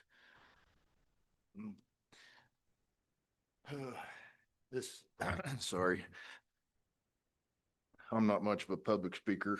I worked family ranch all my life, got into this Conservancy District, I don't know how many years ago. But water is very important. I've told my kids this, it's probably worth more than oil. And it is in my eyes. Without water, life can't survive. And we've got a major hurdle with the Colorado River and lack of water. So we got to figure out how to do with what we got and try to make more water if we can. And I think the forest management is probably the future in this.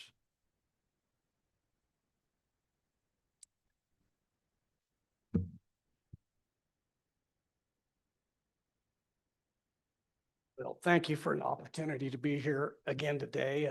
Just kind of a follow-up from our August meeting. I do also want to recognize that we have a technical expert with us today. The Assistant State Forester, Mr. Matt Marshall, is right here. Him and his agency will provide the forest plan that addresses much of the water yield issue. I would tell you there's been 2 environmental impact statements done on this area in the last 25 years that address this issue of water yield off national forest lands. To remind you, in the Colorado River Basin, 75 to 80% of all water in the basin is derived from snow melt. The vast majority of that comes off national forest lands. The 1,058 acres that we're talking about for the application of forestry management for the purposes of driving water yield in this basin is substantial at the headwaters of the Colorado. We have 100 years of science. We have 2 federal environmental impact statements, and the 2003 record of decision for the Medicine Bow National Forest.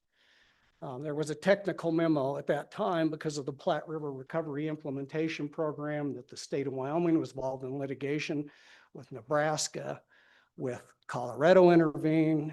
U.S. Fish and Wildlife Service intervened on that whole issue. There was a lawsuit that went to the 10th Circuit Court of Appeal, specifically on the issue of water yield and forestry management. The 10th Circuit Court ruled that the case was not ripe. It was brought by the Upper North Platte River Water Users Association. They didn't say that the lawsuit did not have merits. They said it wasn't right because the forest plan wasn't completed. So the Forest Service did an in-depth analysis of the effect of their management on the North Platte, which we're on the Continental Divide to this. It's the same Medicine Bow National Forest for this environmental impact statement. That analysis said due to forest succession on the national forest lands alone, over 160,000 acre feet of water had been lost out of the North Platte drainage. The record of decision on the 2003 Medicine Bow National Forest said their implementation of their forest management plan would further decrease water yield off of that national forest by up to 27,000 acre feet a year. 2016, they started a process called the Landscape Area Vegetation Analysis to address forestry management. It encompasses all of this area around Battle Lake. It is an inholding in the national forest at the Continental Divide. That analysis constrained water yield through what the forest does in that environmental impact statement to 25% timber harvest within a 9th order watershed. I believe it was a very small watersheds. The reason they use a technical model called ECA, which is an equivalent clear-cut area. And so we know through 100 years of watershed research, when you remove 25% of the basal area, you start to drive water yield. That's the science. The Forest Service in their environmental impact statement constrained it to 25% because they didn't want to increase water yield. In 2019, the Select Water Committee submitted specific comments to this issue to the Forest Service, specific to the Colorado River Basin, saying you are part of the problem, Forest Service, no different than the 10th Circuit litigation from the Upper North Platte water users says, you're part of the problem, you need to be part of the solution. You have got to bring the ability to restore these forests back to a point where they start to drive water yield. I would remind you, the 1893 Organic Act that established the National Forest System was for 2 primary purposes: to supply wood and a supply of water for the people of the United States. The science is irrefutable. The methodology on how you want to calculate the actual yield is variable. That gets back to the open ET question. So we're at a point now, and I believe in 2006, the Wyoming Legislature passed a specific resolution to the fact that the Forest Service needs to start management, particularly in the North Platte, due to the Platte River Recovery Program associated with their impacts. I think the exact language was, while the Forest Service is the largest depleter in the watershed, just because they don't turn on a headgate, they don't think they're depleting water. We have their own technical memorandum that says it's 160,000 acre feet. So the science is irrefutable. The legislature's weighed in on joint resolutions that they passed. The Select Water Committee has submitted letters on federal EISs to this very issue of constraining our ability to manage our forests for water yield. And now we did this presentation 2 years ago at a Select Water Joint Ag Committee. And the question put before the committee at that point in time was, what's next? Well, folks, we're at a crisis stage on the Colorado River. So the Select Water Committee will entertain a proposal and 2 days from now to hire more people and an appropriation of $500,000 to start to set up a program where we pay people to quit irrigating. So junior users in the Trona industry and our municipality and our other people might actually have some water in the future that they bank and can store. So let me tell you the value of that water. Right now, the state engineer's office implements a program called the System Conservation Pilot Project. They're paying irrigators $500 an acre foot for reduction in their consumptive use. The monetary value of that water in the Colorado River Basin in Wyoming, at this point paid by the federal government, is $500 an acre foot for a reduction in consumptive use. So we can run whatever cost analogous is on a ton of hay or a pound of beef, but the simple fact we're in the Colorado. And I would remind you, our largest municipality in the state of Wyoming's 40% of their water supply is tied to the Colorado River with the city of Cheyenne and their trans-basin. 26% of the people of the state of Wyoming get all or a portion of their drinking water out of the Colorado River Basin. We are at crisis mode, folks. The federal government is upholding through the Bureau of Reclamation. They're withholding funds right now to try to get the 7 basin states to come to an agreement on the 26 operating plan for the major reservoirs on the Colorado River Basin. Because we anticipate there's going to be a call on the river. And if there's not a call, there's litigation on the river. In the meantime, we don't have time to dawdle. If we can do 2,000 acre feet or 1,500 acre feet. I look at this,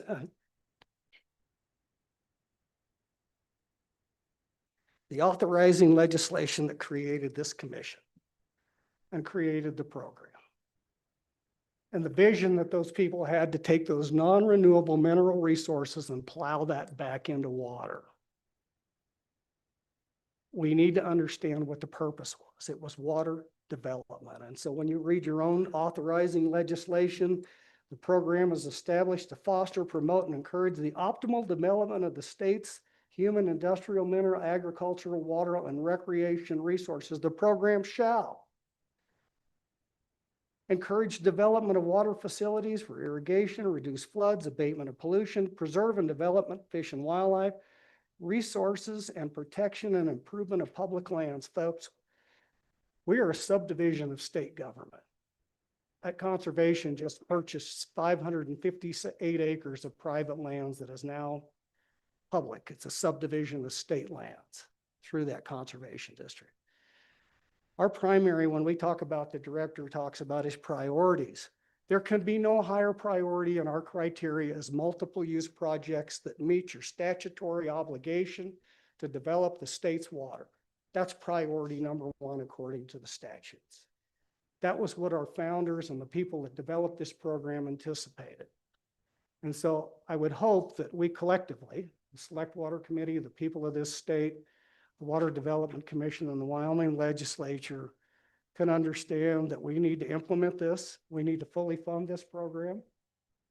I know historically, Senator Larson has championed a number of amendments over the year to put the Board of Control back on general fund. Senator Driscoll and Senator Grew, I know historically have supported doing that. That's $17 million a biennium, $8.5 million a year. And so we have the luxury of 3 members of the Senate Appropriations Committee on the Select Water Committee. And I have not had a chance to visit with them, but I'm assuming that their disposition is to continue to support that. That could be a significant increase in revenue for the program. That being said, we certainly understand the director's concerns. We've withdrawn the $1.5 million. We've got the technical expertise with the Forest Service to implement this. The question on Battle Lake, I think we can work with the commission staff and the Water Development Office to develop the technical needs. What I don't want to do is end into a protracted level 2 study to go determine whether we can modify an outlet to a 20-acre lake that would cost more than the actual construction of the project. This is not rocket science, folks. It's a very small lake that has the potential to generate significant water for a multiple benefit. We've had discussions already with the Game and Fish Department of using that as a part of their native Colorado River cutthroat restoration program. We've also had discussions with the Game and Fish Department about enrolling those lands into their Access Yes hunting access program and manage that on behalf of the public for that purposes. So the only thing on here that we could possibly phase would be to do the geotechnical work that would require for the Battle Lake modification, which we've asked for 50%, which is $170,000 appropriation. We can start the forest management activities next summer. This is how quick.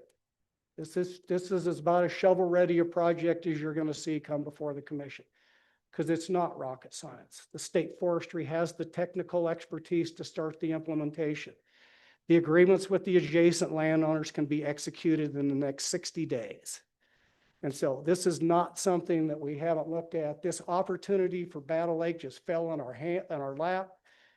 We had actually approached the Office of State Lands and Investments for acquiring that. We met with the governor's office, the Office of State Lands, the Game and Fish, and the State Forestry. They toured the process.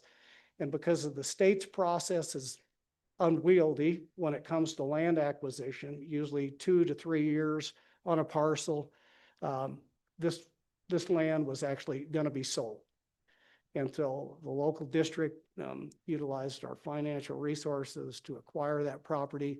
It's time to go manage it for the benefit of the people of the state of Wyoming, for all of those benefits, for water yield, for recreation, for fuels mitigation, for timber for our sawmills, work for our loggers, and opportunities to hunt and fish.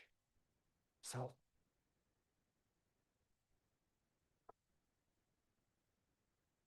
I would ask for your consideration to go ahead and fund the forestry management component of this request. And I believe that 50% of that, I think the director said, was $921,000. If you were so inclined to include the Battle Lake modification, that would be another $170,000 for roughly 1,100,000, 1 million, whatever, but roughly a little over $1 million to do both. Or we could phase and come back next year and ask for the Battle Lake modification after we do some geotechnical investigations as far as the tarn goes.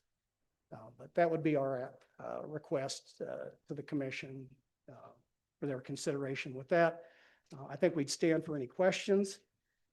Again, any of the technical questions on forestry management or ECA or water yield, I would ask to refer to Assistant State Forestry Marshal on those issues, or where the Forest Service and how they model this water yield on their own property adjacent to these end holdings. But with that, let's stand for any questions. Thank you. Are there any questions? Commissioner Gore. I'm still a little bit confused about the funding request. A portion of this was taken out because the Conservation District acquired the land, or would you explain that again? That's correct, Mr. Chairman. Commissioner Vore, the Conservation District, the land purchase price was $3 million. And so we were asking for 50% of the cost of that purchase, given the 50% nature of the grant program. But since the time we submitted the application, there just had to be some action taken, or this was going to be subdivided, most likely. And so we acquired the property. And so we are not requesting 1.5 million for the purchase of the land because it's already under title by the Conservation District. So, Mr. Chairman, I would add to that just quick second. So you look up on the screen, or you're looking at your own screen. The original request was $2,592,000. If you take out that land purchase, the new request would be $1,092,000. And that would take care of the forest management plus the Battle Lake modifications. $1,092,000. Follow up, Chairman. Go ahead, Commissioner. With the timber management, in conjunction with the timber management, is there anything in place to get some kind of better understanding of what the advancement of stream flow, how it's going to affect the snowpack? Is there some measurement technology or protocols put in place on the backside of actually doing the timber management? Mr. Chairman, and thank you for that question, Mr. Bourne. I think the director alluded to it. When we did some cursory analysis on those estimates, we used the methodology that the Upper Colorado River Commission and the Bureau of Reclamation use, which is called OpenET. It's a satellite-based estimation of evapotranspiration. Was originally developed by NASA. The individual at NASA that developed that moved on. He's retired, but he's now working with a coalition, University of Nebraska, University of California, and they formed a nonprofit. And they also are looking at an opportunity to have a conversation with one of the members of the OpenET right now today, and they're very interested in looking at this program. I asked them for utilization because primarily BOR is looking at irrigated crop ground. I said, what's the efficacy associated with using OpenET on forested land? And they said, there's one published peer-reviewed journal article out there, which just technical statistical jargon is it had an R-square of 0.8, which means that 80% of the variability was accounted for. And so there's roughly a 20% error when you use forest. They said they would love the opportunity to work with the state of Wyoming and the University of Wyoming to utilize this project to refine that model better for forestry management. One of the reasons that that's being driven is there's been a number of testimonies before Congress in both the Senate and the House. I showed those at the August meeting that Congress has taken a very keen interest in this forestry management issue. I also showed you the journal article out of the Journal of Water Research conducted by NASA, University of Nevada, Reno, and again, a collaboration. I don't know all the universities saying that these type of restoring these forest disturbance activities through vegetation management, timber harvest, would increase water yield out of the Sierra Nevada mountains in Nevada by 14 to 20%, depending on the year. And so the answer to your question is we can go back to the old hydrological models, and we can do that, or we can work with the new technology and try to make this remote sensing using satellites.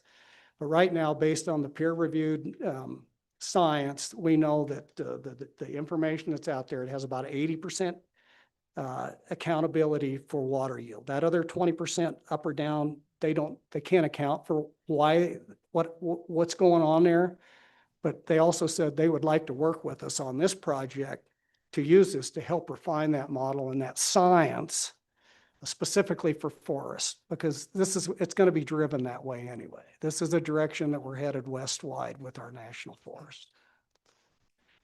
Forest Service uses models, and it's based on slope, topography, elevation, aspect, soils, tree type, and you plug all that stuff in there, and it starts to generate. If we remove that 25% basal area, we cut those trees, it starts to increase that water yield. But it has all those variables that you take into consideration when you start adding that stuff. So it's a very robust, complicated model.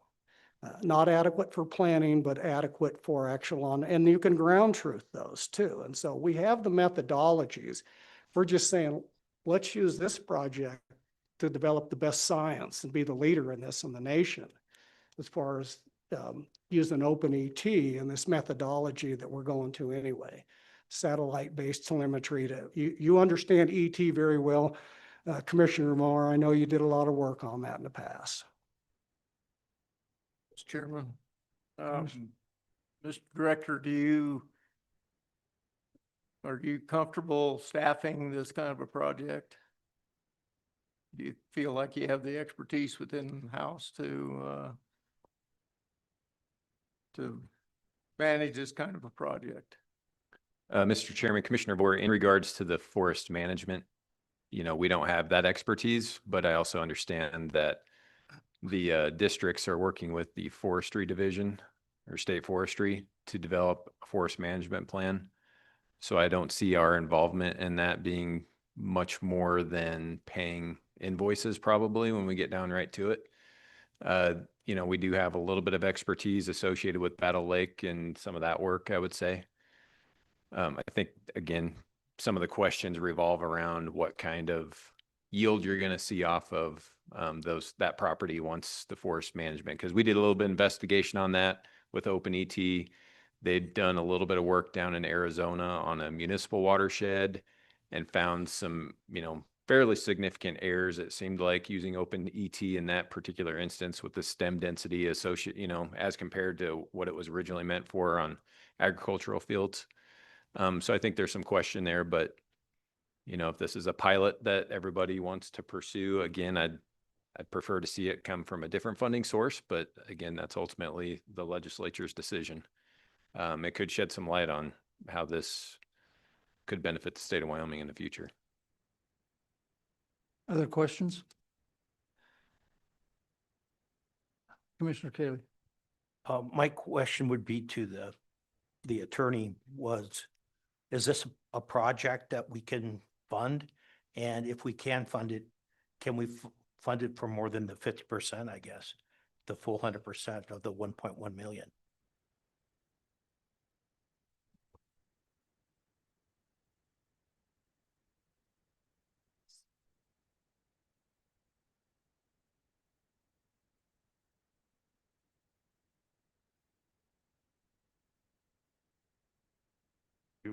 Chairman and Commissioner Cayley. I think the first question, I think that's something we could argue back and forth on all day, because 41-1-112, that's a relatively mushy statute, but I think it's so broad. I think the language in that statute is so broad that this project would be eligible for funding. The max funding amount would be 75%. Not 100%. What I would further sort of tack on to this discussion is I would implore the commission to look at its rules and regulations, take a look at Chapter 7, Section 6, and there, if you look at Chapter 7, Section 6, it gives you a list of what the commission shall consider in evaluating an application. And I would also add, if the commission is not ready to make a decision on this today, maybe they can consider this and come back tomorrow and make a recommendation. I don't want to put the good senator and his companions out, but I think it's important enough that if the commission needs to deliberate on this further, they can do that after looking at those criteria and the rules. Follow up with that. Commissioner Hicks, is that something that would be appropriate for us to bring back tomorrow and get a vote on what we can maybe push this project forward? Mr. Chairman and Commissioner Cayley, I think that's your prerogative.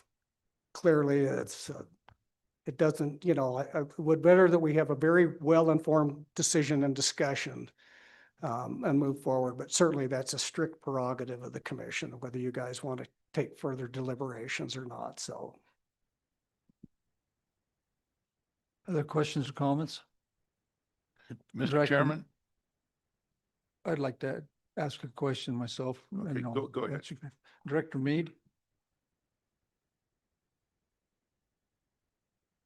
In light of the fact that they've agreed to remove the 1.5 million, would it seem reasonable for yourself and the office to reconsider their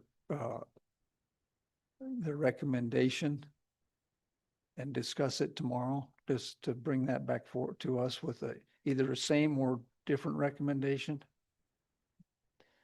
Mr. Chairman, I'm just looking at some of the rules that Patrick's referring to, and it really gets back to the amount of information that's been provided as part of the application. So it's, for instance, whether the applicant completed the necessary level of planning studies to adequately define the project scope, assess feasibility, evaluate alternatives, determine probable costs, whether they presented an adequate financial plan, whether they prepared to establish an operations and maintenance account, which, you know, again, some of this is relevant, some of it's not. Help me move that up. Oh, the other way. Whether the applicant's ready to proceed with construction, implementation, operations. So it's really that question I was raising on more in relationship to, I would say, Battle Lake, and if they've got enough information to know what it's going to cost to go put the outlet works on that. I think the forestry part of it's a little different. Just because state forestry, that's what they do. I don't know that we would recommend going and doing a forest management plan when we could have the state forestry department do that. So I don't, at least what I'm seeing here at first blush here. Are they current in all repayment obligations? I think the answer to that is yes. General program emphasis. I mean, that gets back to where does this fit in our priority? You know, yes, the legislation that sets up the program covers a lot of different things, right? You can make a lot of things fit into that. So it's a matter of, do you want to fund this? You know, do you want to fund it with water development program? Do you want to ask the select water committee if there's other places to fund it? I don't know that kicking it over till tomorrow is going to change our minds. I think we still have the same questions. And we would still have a do not fund, just simply to put that in front of you guys, because this isn't something we normally fund in the past. Now that they own the property, I think we would say, yeah, you could move forward and fund Battle Lake modification. But the question about whether you want forest management within the water development program is still a question for, it's kind of a policy question that needs to be considered by your body and the select water committee, and eventually the legislature. I have a question over here. Yeah. Thank you, Mr. Chairman. And I don't know if it's a question or a comment, and there'll probably be some questions come out of the comment, but I look at this project as something that Wyoming ought to grab onto. You know, there's an entrepreneurial spirit with this project that we don't see in a lot of things. We see a group that's gone out and found funding out here and bought the land. And we heard about the reduction of the request due to it. You know, I'm looking at this piece of paper, and I don't pretend to be the expert here, but you know, it started at 5.1 and now we're asking for 1,092,000, I think is what the number I just heard would fund it. Battle Lake, I'm very familiar with the area in the Little Snake River Valley, and Battle Lake has always had this entrepreneurial first type spirit to it. Going back to Thomas Edison, where Thomas Edison invented the light bulb. The filament for the light bulb came out of Battle Lake, Wyoming. These lights wouldn't exist without the what's happened around Battle Lake. The mineral extraction and funding Wyoming's beginning future with some entrepreneurial spirit out of the Battle Lake area, with the metals and the minerals that have come out of Battle Lake. The Little Snake River Valley is one of truly unique gems of Wyoming. It is one of the last frontiers where it is the family rancher that's there. So many of our areas around Wyoming have become corporate ranches and big ranches. This is the family ranch, and in South, I guess you call it South Central. I was going to call it Southwest, but South Central Wyoming, you know, as soon as you get off the water, it's a desert. I mean, a true desert. It's the American West desert. And this water is a lifeblood for these ranchers. And we get to the Colorado River Basin and wanting to capture more water. That's what this project does. I just look in so many ways that this is maybe, I heard the word pilot earlier. It's something that maybe we all grasp onto and we learn from this project. There's going to be some hiccups, but by God, it's something that Wyoming ought to be proud of, and that we can grab onto this, work with the Forest Service, work with the state, work with private landowners, and develop something that can be a pinnacle of success for water development in the West. So I'm strongly in favor of this. I congratulate these guys for having that entrepreneurial spirit and just saying, let's do it. And I respect the department's opinion on this, but I think this is something we ought to grab onto and give it a try for $1 million. Holy cow, let's give it a try. Let's give this thing a try. Thank you. Senator Larson. Mr. Chairman, thank you. I guess I have some questions for you gentlemen, and then maybe the Forestry Division, I think I would have some questions. So does Battle Lake have some water rights permits or something that are there already, and would you need to get some if you put a diversion in the lake?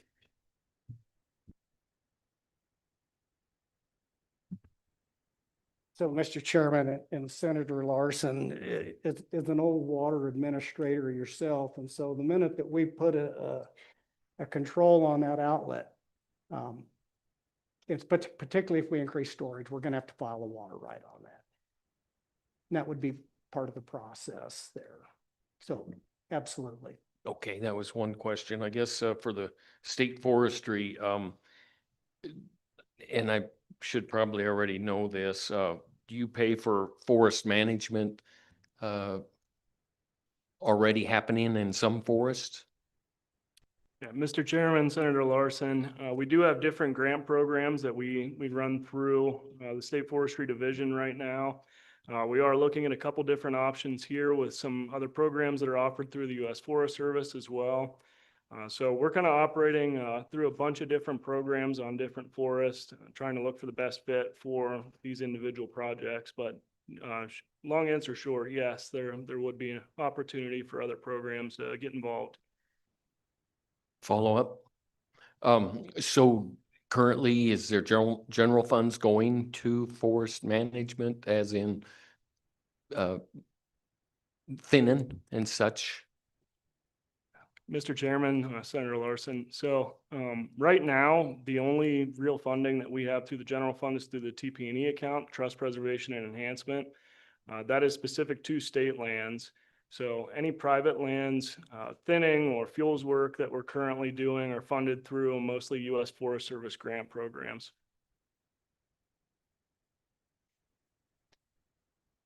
Other questions? Mr. Chairman, just a couple comments, and so, and for some clarification on some of the discussion we had. And I would concur with most of what the director and AG's office said. Your statutes are broad, so the program is, you can argue, you don't have to argue, it's eligible. The other stuff, and I would agree with the director, the only thing that really kind of falls into some of those is that outlet modification as far as construction's traditional type of water development funding. But I want to make one very clear and explicit distinction. This is not forest management. This is for forest management to increase water yield. That's a fundamental different concept than what we traditionally would call forest management. You can manage for fuels. You can manage forest specifically for wildlife habitat. You can manage forest for old growth and lock it up and let it all die and then burn down and spend billions of dollars putting it out. This forest management plan and the nexus that we have as a conservation district is we acquired this property for the primary purpose of driving water yield. I want to make that explicitly clear. This forest management plan, his primary objective is to manage that 557,000 or 50 acres and the adjacent 400 with that landowner is for water yield. The byproducts of that are wildlife habitat, timber reduction in fuels, increased recreation opportunity. But it needs to be explicit because forest management means a lot of things to a lot of different people. This forest management, and this is why I think this is the appropriate entity, because this is the Water Development Commission and the Water Development Program. This land is supposed to drive water yield, and that's how that forest would be managed. I just wanted to make that distinction. Thank you, Mr. Chairman. Representative Hawley. Thank you, Mr. Chairman.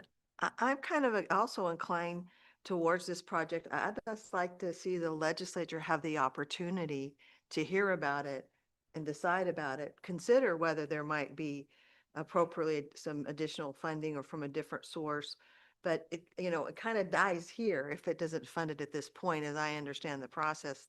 So we won't really get a chance. So I would like to see us have that opportunity.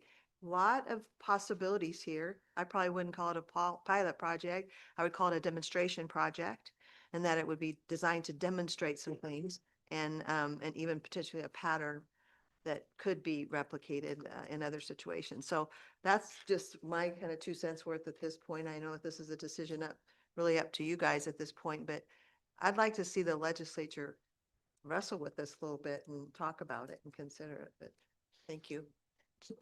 So, Mr. Chairman, just one technical point. So as the commission, you guys have discretion over the water development funds, and that's what you can recommend to select water. You can make recommendations on anything. But if it comes down to the omnibus water bill and the select committee was inclined, they can, I mean, we've done this in the past. When I chaired that committee for a number of years, I think in a couple of years ago, we put $80 million of general fund into an additional water bill for 25 million for the acquisition of all the available water in Fontenelle, 25 million for La Prairie, 25 million for the Goshen Tunnel. The legislature can go a little further than you guys can, but obviously your recommendation would have to be to fund the program with the caveat to maybe have select water go look at alternative sources too, to supplement that as a quote demonstration. But that's just more of a technical issue is when you guys come to, so the vote would be to fund it, but then recommend maybe to the select water to look at alternative or just leave it alone. But that's a discussion. That's how that process would normally work. Director Mead, I believe you had a comment. Yeah, Mr. Chairman, just in regards to the funding, we've had quite a few infusions of funds into our program, which gives us balances that we were talking about before we started down this road of recommendations of, 65 or so million to spend this biennium.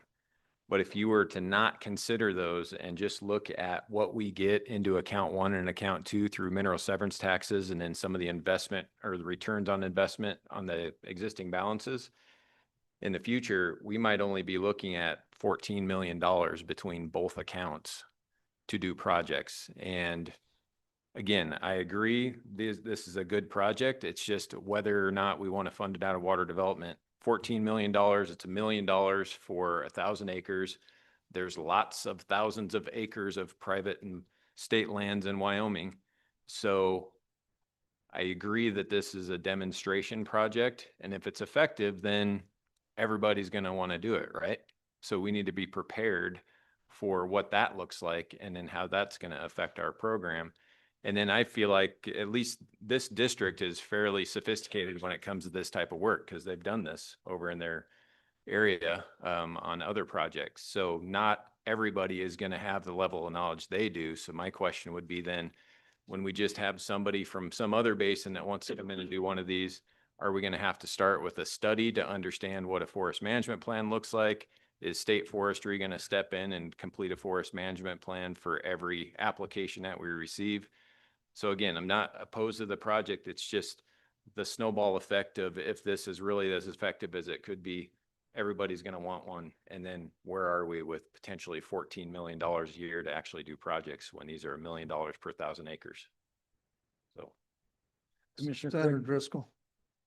Mr. Chairman, thank you. I'm going to speak in favor of it generally, and I think Senator Hicks and I forever have looked at these forest yields, and we know my care of that is how do we come up with definitive numbers? Because just having another one at Anacita, we got water yield, they cut it. So how do we put our fingers on it? Because this is something that really goes to where the director's at. And if you want to really do it, we've beat the heck out of the cloud seeding program. Does it work? We don't know. You got to try to figure it out. But the same thing's true on this is really part of what we have a dearth of in Wyoming is water yield. We don't get good water yields anymore for a number of factors. And the truth is we've only got 2 ways to do water. And one of them is to build reservoirs, which is what we're doing. The second is to increase our yield. And if we can find a way to definitively increase yield in the state, it's a phenomenal project. And, you know, I would suggest we probably figure out, and I'm loath to name people how you do it, but to make sure that, and it's expensive, to come up with peer-reviewed science that shows what it's doing. And so that we can apply it elsewhere, because I think the really big effect it'll have is if you can show it definitively, maybe we can get the federal government to start managing their forests, and that really changes the whole outlook. That's not me on my place. That's the feds getting them to manage their grounds. And from that end, I'm one of the ones that I'm not sure a million's enough if you get the research right. We're not broke in Wyoming. It's part of what we were talking about, but we need to invest our money wisely. And this is one that if the results are right on it, you've got something you can put your finger on. Because we're exact same point on cloud seeding. I hate to drag that up in here, but part of what's killed cloud seeding is we can't put our finger on. It's a little like advertising for tourism. Is you say, well, more came. Well, where and how much and how do you define it? And I think that's something your guys' district has good expertise in. You've got good forest people. You've done some stuff. I'm going to speak in favor of it. We'll get it to the floor. I'm sure there's going to be debates on the floor, and I'm probably going to be looking at amendments to make sure the research that gets done can become peer-reviewed research should it happen, so that we can use it rather than being back at one of these meetings arguing, yeah, Senator Hicks says it works, and some environmentalist somewhere says, no, it doesn't work. I need something I can put my hands on. And if we can get that, I'm going to be supportive. Thank you. So, Mr. Chairman, can I address that? Senator Hicks. So I had that conversation, and so the deputy commissioner for the Upper Colorado River Commission has just changed jobs. She's in the transition position now, and she's going to go to work for Open ET. And I asked her to put together a proposal to do exactly that, to use their methodology, because the science is out there. There's 100 years of watershed research. But if we want to get down to start to drive exactly how many acre foot off of this 1 acre, that's the technology that we want to move towards. And so I would hope, I'd ask her to put together a proposal to work through the University of Wyoming. So we've got build our own technical expertise within our own university. They currently work with NASA, University of California, and the University of Nebraska. And so she's supposed to be pulling together a proposal, and hopefully by the time we get to markup of the omnibus water bill in January, we can get them here to do a presentation for the select water and the commission on what that science looks like, where we're at, how much is it going to cost to get to the very question that you're asking. And so I would hope that they have that ready, and if the committee's interested, we can make that happen. Commission. Commissioner Cott. Thank you, Mr. Chairman, and thank you, Senator Hicks, for your presentation. And just a question for the director. So if we don't fund this, if we do fund it, what does our balance sheet look like? I'm sure you said that once, but just to say that again. If we do, where's this money going to be taken out of? Mr. Chairman, Commissioner Cott, if we do fund it, I would suggest it comes out of account 1, new development, right? Or it's a storage project. They both fit into account 1 because it doesn't meet account 3 criteria as far as size. And we would still, I think we're going to have a little more than half left over with the recommendations that we've made, as long as you guys follow them all. So we'd be in the ballpark of half still for next year. Thank you. And just a follow-up question, and Director Mead suggested we might pursue this question, and this is to select water. Are there other funding sources other than this, or Water Development Commission? And I see here's some head shaking, but let's hear some words behind that. Thank you. me shaking my head.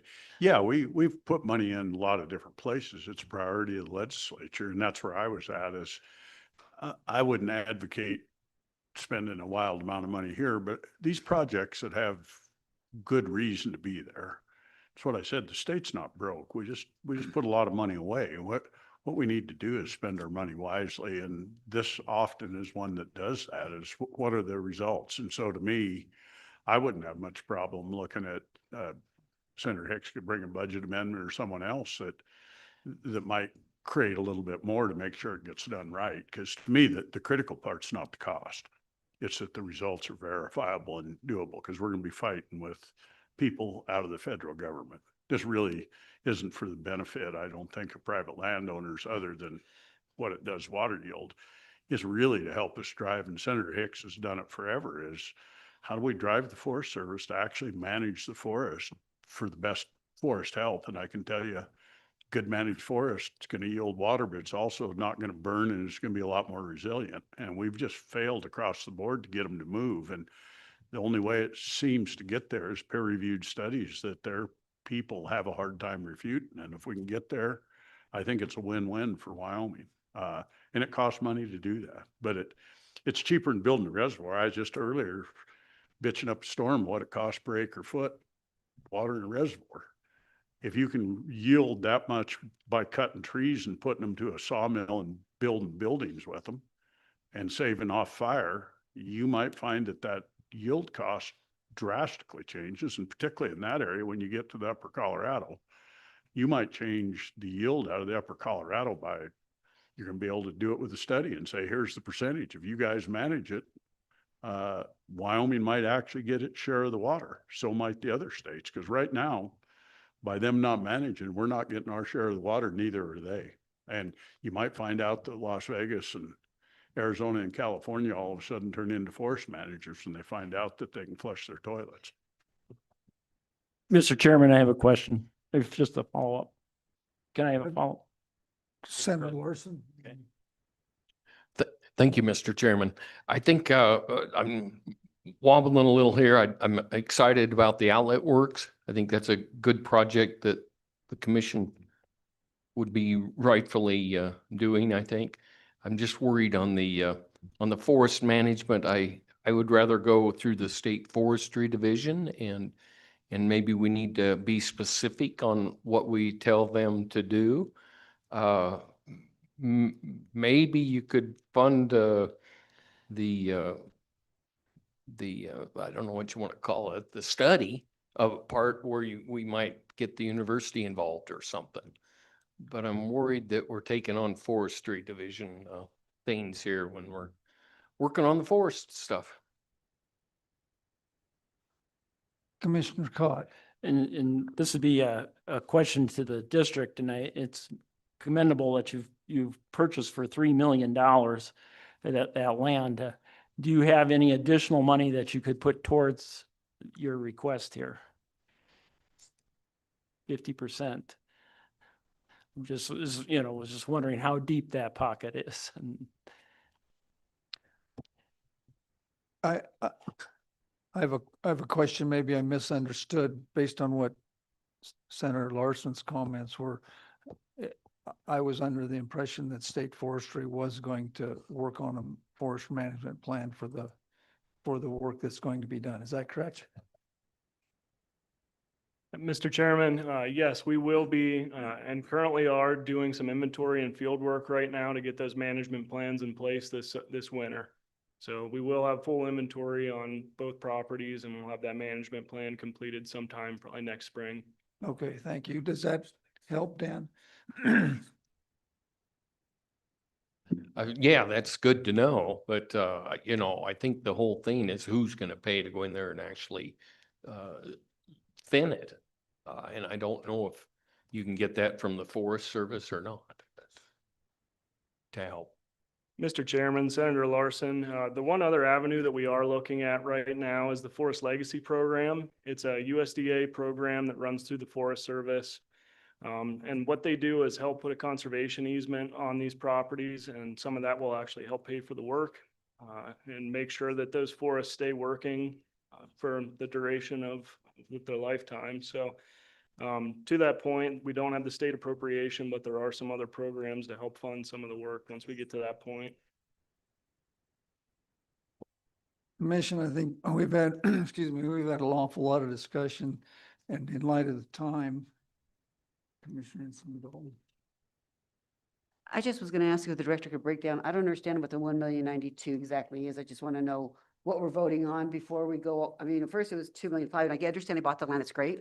But can I just, I mean, I'm seeing these totals. It was 4,842,750. The land purchase was 3 million. So my numbers aren't adding up. Yeah. So, Mr. Chairman, if you look at the first page of the recommendation, it's for 2,592,000. The property was for sale for $3 million. They were asking for 50% of that, so that's $1.5 million. So just take $1.5 million off the 2.592 number. You end up with $1,092,000, and that would cover the request for the forest treatments and the request for the Battle Lake modification. Mr. Chair. Commissioner Kaylee. If we're done with discussions on this, I think we'll put a motion out. I'm sorry, Commissioner Kaylee, I didn't hear you. Is your microphone on? Yeah. If we're done with the discussions, I think I'd like to put a motion out. That'd be fine. I was going to call for a motion, yes. I propose that we fund this at the 1.1 million. And I guess that would be at 75% is the most we could. I thought the attorney, I thought you said 75%. Well, I want to give you more. Mr. Chairman, they've asked for 50%. 50% of what they're asking for is $1,092,000. That is the 50%? Yes. Yeah, well, then I would propose that we fund that. I would like to see this project go forward. Second. We have a motion to fund this request at At the 1.1. 1.1, you want to round it? 1,092,000. 1,092,000. No compromise there. Is that acceptable? That's acceptable. Motion made by Commissioner Kaylee, second by Commissioner Choma. Any further discussion? Hearing none, all in favor? Aye. Opposed? Motion passes. Thank you all for your time. Thank you. Director Mead, All right, Mr. you Chairman. mentioned earlier when I visited with you that the Oil and Gas Commission kind of had a time on when they wanted us out of here. Yeah, Mr. Chairman, it originally was 6 o'clock. I think we can move through things fairly fast, but I've also talked to the director and he said as much time as we need, so we're good. Okay. All right, so now we are on to amendments to existing construction projects. We are on page 45 of the recommendation notebook. And the first one up is the Arapahoe Pipeline and Tank for the Northern Arapahoe Tribe. They're asking for a time extension. They originally had 2 construction projects under this, the Casino Loop and the Beaver Creek Tank and Transmission Line. They began design back in 2016 and realized they needed additional funding. So in 2019, they got the additional funding through the USDA Rural Development.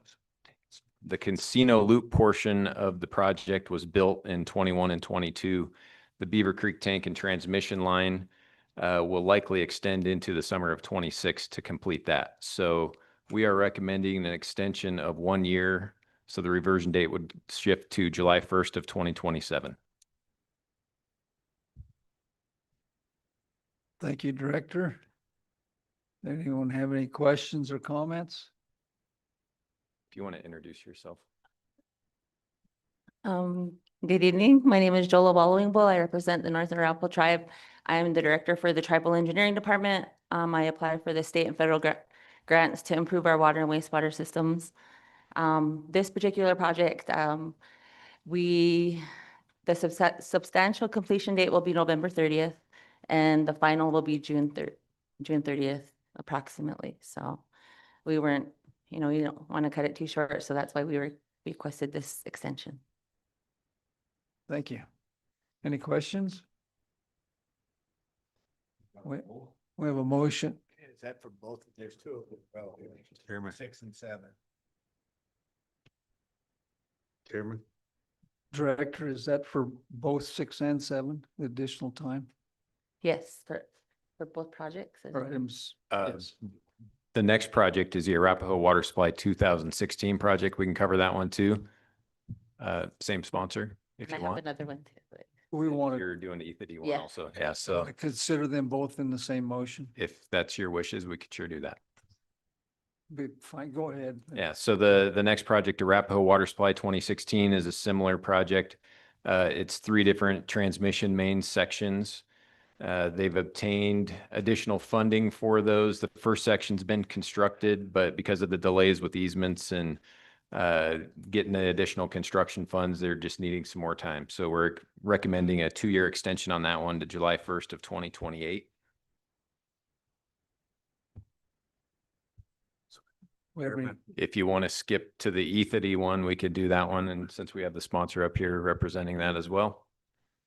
So we're on page 48. ETHD water supply. This is an alluvial well field, finished water plant pumps, and to make improvements to a water storage tank.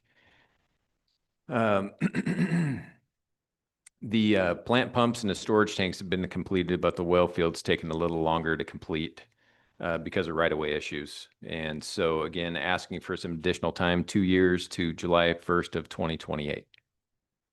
So if you want to consider those 3 projects while the sponsor's up here, that would be great. Chairman, I got a question. Commissioner Glick? The first one, Apple pipeline and tank, that's July 1st, 2027. And the other 2 are July 1st, 2028. yes. That's correct.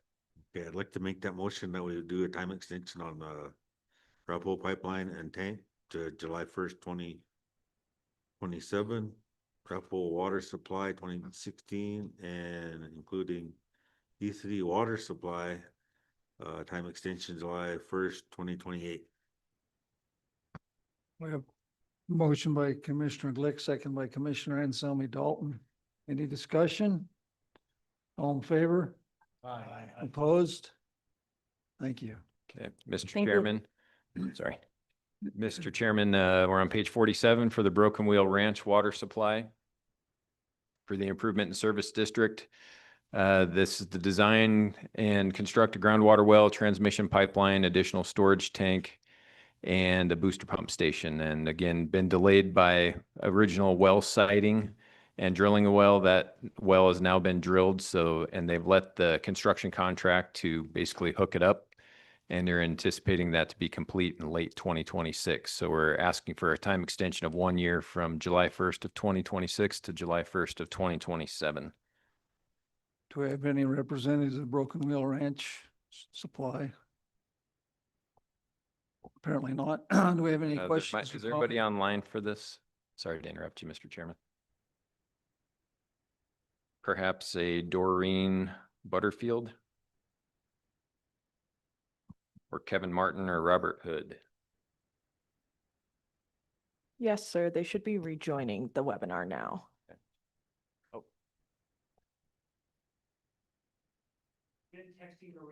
He hit the button. I've texted Doreen and she should be online, but she may not have audio, she said, but I could answer any questions. Do we have any questions? I'm here. Hearing none, we have a motion to accept the office's recommendation. For additional time. Clinton. Motion's made to. Okay. Yeah, you're on.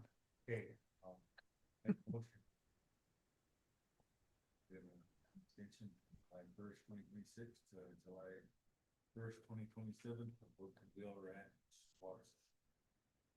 Have a second? Second. Motion made by Commissioner think- Glick, second by Commissioner Choma. Discussion? All in favor? Aye. Opposed? Motion passes. Okay, Mr. Chairman, the next project is a Hoback Junction Public Water System 2025 project on page 49. So the 50% design has been completed. They've got easements and land access have all been acquired. And they are asking for construction funds now in the amount of $974,050. This is a brand new water system. They've been on individual wells and septic tanks and have had some issues with nitrates in their wells. So the only thing I would mention on this one is that I think there was some SRF funding that they were originally going to go for and may need to go back and look at that, provide some additional information or raise their rates to get that funding. So with that, I would hand it over to the sponsor. Our recommendation is do fund that additional money for construction. So this is a pre-con to construction project. Good evening. Hi, I'm Dan Ois. I'm a volunteer board member for the Hoback Water and Sewer District Board. And this is Heather Overholser from the Director of Public Works, Teton County. Thank you for being here today. I know it's been a long day for all of you. Yeah, this is obviously a new project. We're excited about at least addressing the nitrates in our water. Hoback, of course, was established in 2023 for those of you who are unaware, but our mission was to replace high-risk individual wells with a safe, reliable public water system. We have gone through the design of 50% complete, and we're scheduled to look at the 90% review scheduled for December of 2025. Just to save time, I don't know if I want to go into the history. I'm happy to if you have further questions. We did have a meeting this morning with the SRF funding, scheduled to get everything in line, hopefully for the February 3rd meeting, 45 days in advance, in preparation for that, to make sure we are all kind of talking the same language and can repay for the loan and for the operations and maintenance. So we're all scheduled to be on the track for that. Thank you for hearing us today. And just to save time, I want to give the mic to Heather as well. Thank you, Dan. My name is Heather Overholser. I am Director of Public Works for Teton County. Good evening, Mr. Chair, Commissioners. Thank you so much for your consideration of this funding for this project. Teton County has been very closely involved with the Hoback Water and Sewer District. The county commissioners approved $3 million of SPET funding that was voter approved in 2022 to support this project, both pre-construction and construction. And just the other day, they also approved an easement for the public water supply infrastructure that is on Teton County property. Thank you. Anyone have any questions? Mr. Choma, this is in your area. You have any questions? We have a motion to accept the office's recommendation. Make a motion. Mr. Chairman, I'll make a motion that we approve the director's recommendation. Have a second? Second. Motion made, and seconded by Commissioner Choma, seconded by Commissioner Anselmi Dalton. All in favor? Or any discussion? All in favor? Aye. Opposed? Motion passes. Next project's on page 57, Melody Ranch Water System Improvements 2018. They are also asking for a time extension. This project was to drill a new well, transmission from the wells, the pumping components, basically getting it hooked up to the system. They did have some delays originally, but they are seemingly on track now, getting close to 100% design, planning to bid this fall, and hopefully completing construction within the next year or so. We are recommending a 2-year time extension on this to July 1st of 2028. Are there any questions? We have a motion. Chairman, I'd like to make the motion. Commissioner We Glick. accept the Melody Ranch water supply improvements, time extension to January, what is it, January? July 2 years. 1st, 2028. Thanks. Have a second? Second. Motion by Commissioner Glick, second by Commissioner Pence. All in favor? Aye. Opposed? Motion passes. Okay, Mr. Chairman, the next blocks of project are planning studies, which we covered extensively in May. Since the May timeframe, when we had our sponsors come and answer questions, just like we're doing today for our construction projects, we've gone through the consultant selection process, which you guys were all part of. And we've come up with the firm that we would like to contract with and the dollar amounts through competitive bids that they submitted. So I'm just simply going to run through the account one spreadsheet, read off the numbers, and then if you so choose, we could approve, I guess, the level 2 projects. There's only one, and then maybe the level 1 projects as a block, if that's acceptable to you guys. Okay. Certainly is. So after consultant selection, the level 2 project for Bedford and Turnerville Regional Supply was for $327,000. So that's what will go in the omnibus planning bill. Ask for your, if you want to do the 2s and 1s together, we can sure do that too. I would agree to do them. All of them? Let's Okay. do them all.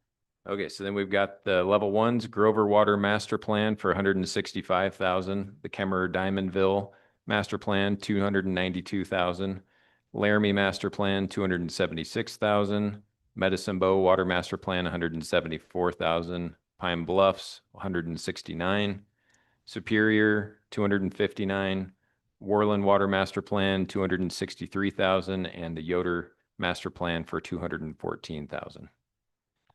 Does anyone have any questions on any of those projects?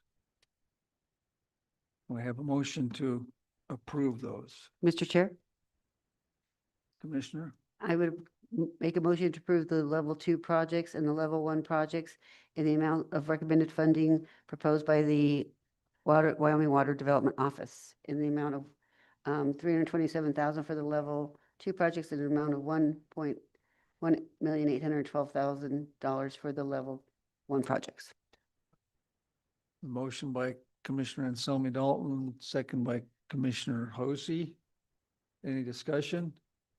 All in favor? Any opposed? Hearing motion passes. Okay, Mr. Chairman, we are down to general or other. The first one is on page 144. This is the small water project program, the new development portion of our small water development program. Currently available balance, which changes day by day, is $832,969. If you look down under number 1, you can kind of see what we've appropriated from year to year into the small water new development. $1.5 million last year, and then for about 5 years, it was around $1 million. We are recommending that we add $1 million to that, which would bring that balance up as of next March to about $1.8 million. Have done some rough statistics on past projects. And if we look at the last 5 years of projects we've funded out of our new development small water program, it's about $1.75 million for the average 5 years, or last 5 years average. So that puts us in about that same ballpark. So with that, I'd ask for your favorable consideration of that. Anyone have any questions for the director? We have a motion to accept the recommendation for the 1 million. Motion by Commissioner Vore, second by Commissioner Lawson. Any discussion? All in favor? Opposed? Motion passes. All right, Mr. Chairman, the next recommendation is on page 146. This is the UW Office of Water Programs. This is the UW Office Water Programs is established in statute. It's managed by Greg Kerr, who just sat down. Does a great job. And the purpose of the program is to identify research needs of the state and federal agencies regarding Wyoming's water issues, and then administer that funding and to serve as a point of coordination for all those efforts, et cetera. So this is a biennial budget, so it would cover the next 2 years, from July 1st of 2026 to June 30th of 2028. And it's the same request as in the last biennium of $175,000. Welcome, Dr. Kerr. Any comments? Mr. Chairman, Commissioners, Select Water, I'm Greg Kerr. I'm the Director of the Office of Water Programs at the University of Wyoming. Met with many of you quite often, actually. Just in the essence of time, we administer the three-way cooperative program. Our three-way cooperative program, in essence, we coordinate participation with the USGS through the National Institutes of Water Resources. We also cooperate with the state of Wyoming through the Wyoming Water Development Commission and through the University of Wyoming and its support through the Office of Research and Economic Development. The Office of Water Programs, we leverage funding from those three sources. We leverage funding and resources in order to provide water research information for the state and region. We have three objectives. Those three objectives are, for one, address the water-related research issues within the state and region, as I mentioned. So we take faculty at the University of Wyoming. We receive proposals from them, which you'll see in the next segment for the water research program. Secondly, we train young scientists in the water field so that hopefully we can keep them involved in the state of Wyoming and water areas. A lot of those people work for the consulting firms that address the issues within the Water Development Commission and get projects built. The state agencies, we also have employees through them, trained individuals at the University of Wyoming. And then our third objective is to get the word out on these projects. The word out through, as Senator Driscoll mentioned earlier, peer-reviewed information, peer-reviewed publications from faculty members at the University of Wyoming to show that the research they've done is excellent research and peer-reviewed. We also have that information put out through various outlets within the state, stakeholders, and through the excuse me, WWA meeting every year. We help with those types of projects that are producing that information. So with that, I'll end with the Office of Water Programs. Any information you need, I'd gladly provide it. Commissioner Hosey? Mayor, I'd like to move that we approve the $75,000 funding for the UW Office of Water Programs. Motion made by Commissioner Hosey, second by Commissioner Glick. Any discussion? All in favor? Aye. Opposed? Motion passes. Mr. Chairman, the next one is the UW Water Research Program. These are the actual projects that are going to be considered on page 147, and I'll hand it over to Director Kerr. Yes, Mr. Chairman, the Water Research Program, as you recall, this particular recommendation at this point is only for your information. We received 6 proposals, research proposals from faculty at the University of Wyoming. If you recall, at your May meeting, you approved the RFP that was issued to the University of Wyoming. That was sent out in late July. And from that RFP, we received the 6 proposals that are presented in front of you today. If we follow along with our timetable, we are currently in our review process. Thank you, Commissioner Cott, for being part of that review process. I believe Commissioner Cott has reviewed all the proposals or is in the process of reviewing each one of them, which is kind of heavy duty, but thank you much for being involved in that. I believe Commissioner Cott will also be at our meeting that we'll have in the 20th of November, in which our advisory committee will go ahead and rank the proposals after going over all of the reviews. So that's where we are with the Water Research Program. All of the proposals that are listed here, they give you a short synopsis of them. If you would like to look at a full proposal, those are available through the Water Development Office. Mabel Jones will provide those to you, so that's the information. And then after that, as you notice, there's to be determined, the proposed budget. That depends on the projects that are selected in January from the Water Research Program. So happy to answer any questions. Anyone have any questions?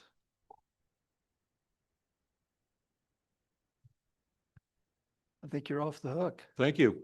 Thank you.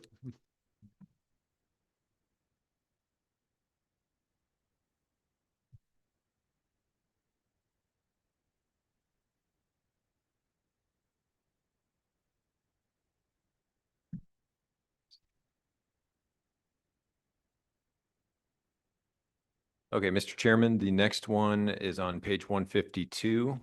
This is the transfer of funds from Water Development Account 1 to Account 2. If you recall, we've done this for a number of years.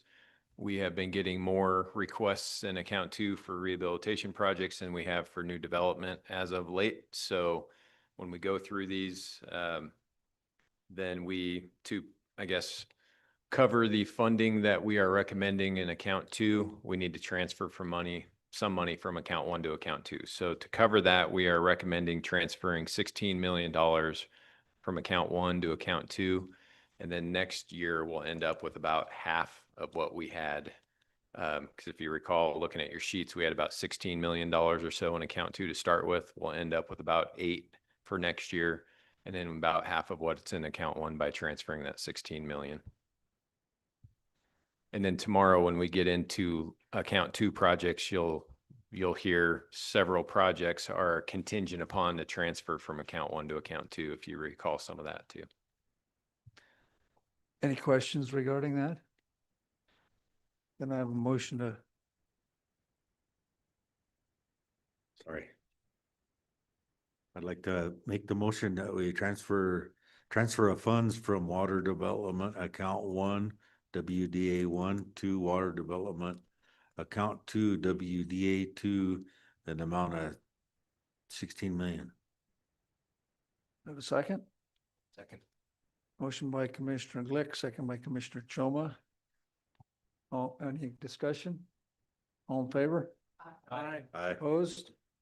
Motion passes. Okay, now we are moving on to the Dam and Reservoir Program. We've got 2 amendments and then we're done for the day. The first one is on page 154. And I'm not gonna rehash what we talked about earlier as far as the conversations with landowners at this point and where those are. But again, we have $59 million that will set, and that's for level 3 construction, set to expire July 1st of 2026.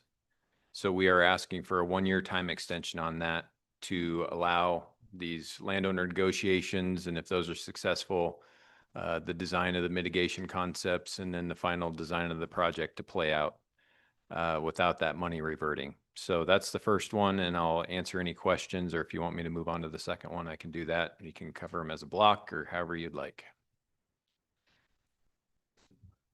Commissioner Glick. Are they both the same time extension?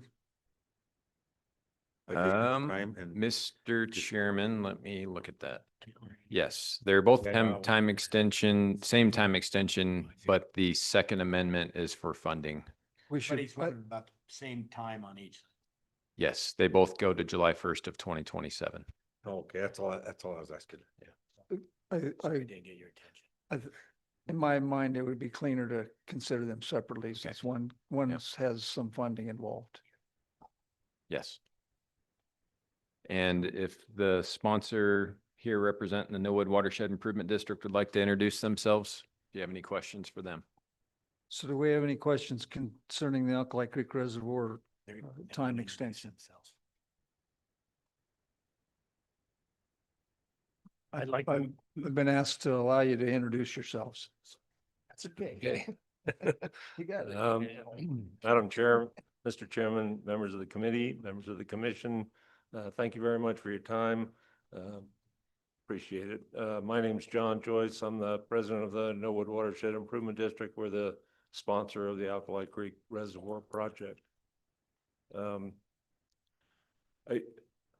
I was listening to the discussion earlier today about the value of the stored water and whether we're approaching break even or going backwards on the amount of money we're spending storing water. I've worked with these engineers here on our reservoir. They use a 50-year time frame for the cost benefit analysis. I think on the West Fork Reservoir, they used a 75-year time frame for the cost benefit. Just to put that in perspective, up in our area, after 75 years, you would have to drain Buffalo Bill and you'd have to drain Boyson Reservoir if you figure that's the only benefit you're going to get out of them.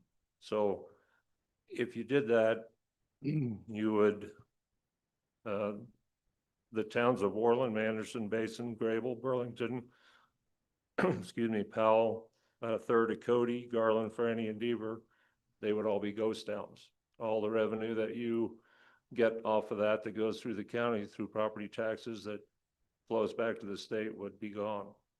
So although I understand they have to have some criteria to get a cost benefit ratio for these projects, the criteria that they're using is extremely short-sighted. And so when you're talking about the value of the water to the state, we're talking about easily 200 years, probably more than that. So you're talking about generations of people that will benefit, and the state will benefit substantially from all of the revenue that is created from that stored water.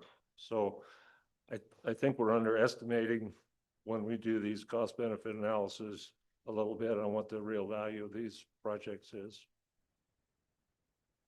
Thank you. I would second what Mr. Joyce says, and just as an example, I will say the Buffalo Bill Dam was built in 1910, finalized. Early deliveries actually began before that, as 115 years ago, and we're still irrigating out of it. That's my livelihood. And I expect another 100 years or more, the next 2 or 3 generations.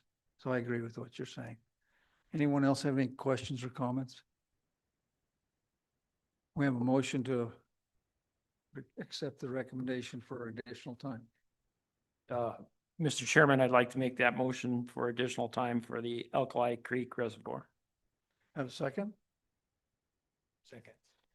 Motion by Commissioner Cott, second by Commissioner Pence. Any discussion? All in favor? Aye. Opposed? Motion passes. Okay, the last one of the day is on page 157.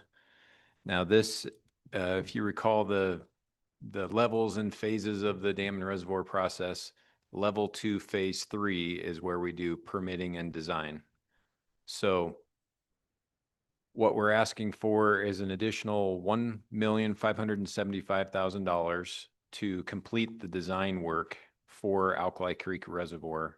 That would be in the omnibus water bill planning because it's a level 2, phase 3. And we would extend the time on that to July 1st of 2027. Also, I kind of went through the reasons for the additional needed money associated with the mitigation type projects that we're talking about with this integrated watershed approach, as well as the changes to the original design and permitting and funding and all those different things. So if you have any questions for the consultant, we also have Tri-Hydro up here, which will be doing that work for us. Anyone have any questions? We have a motion. Commissioner Glick.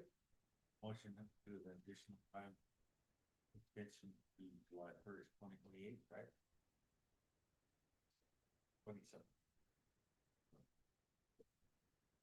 And then additional increase budget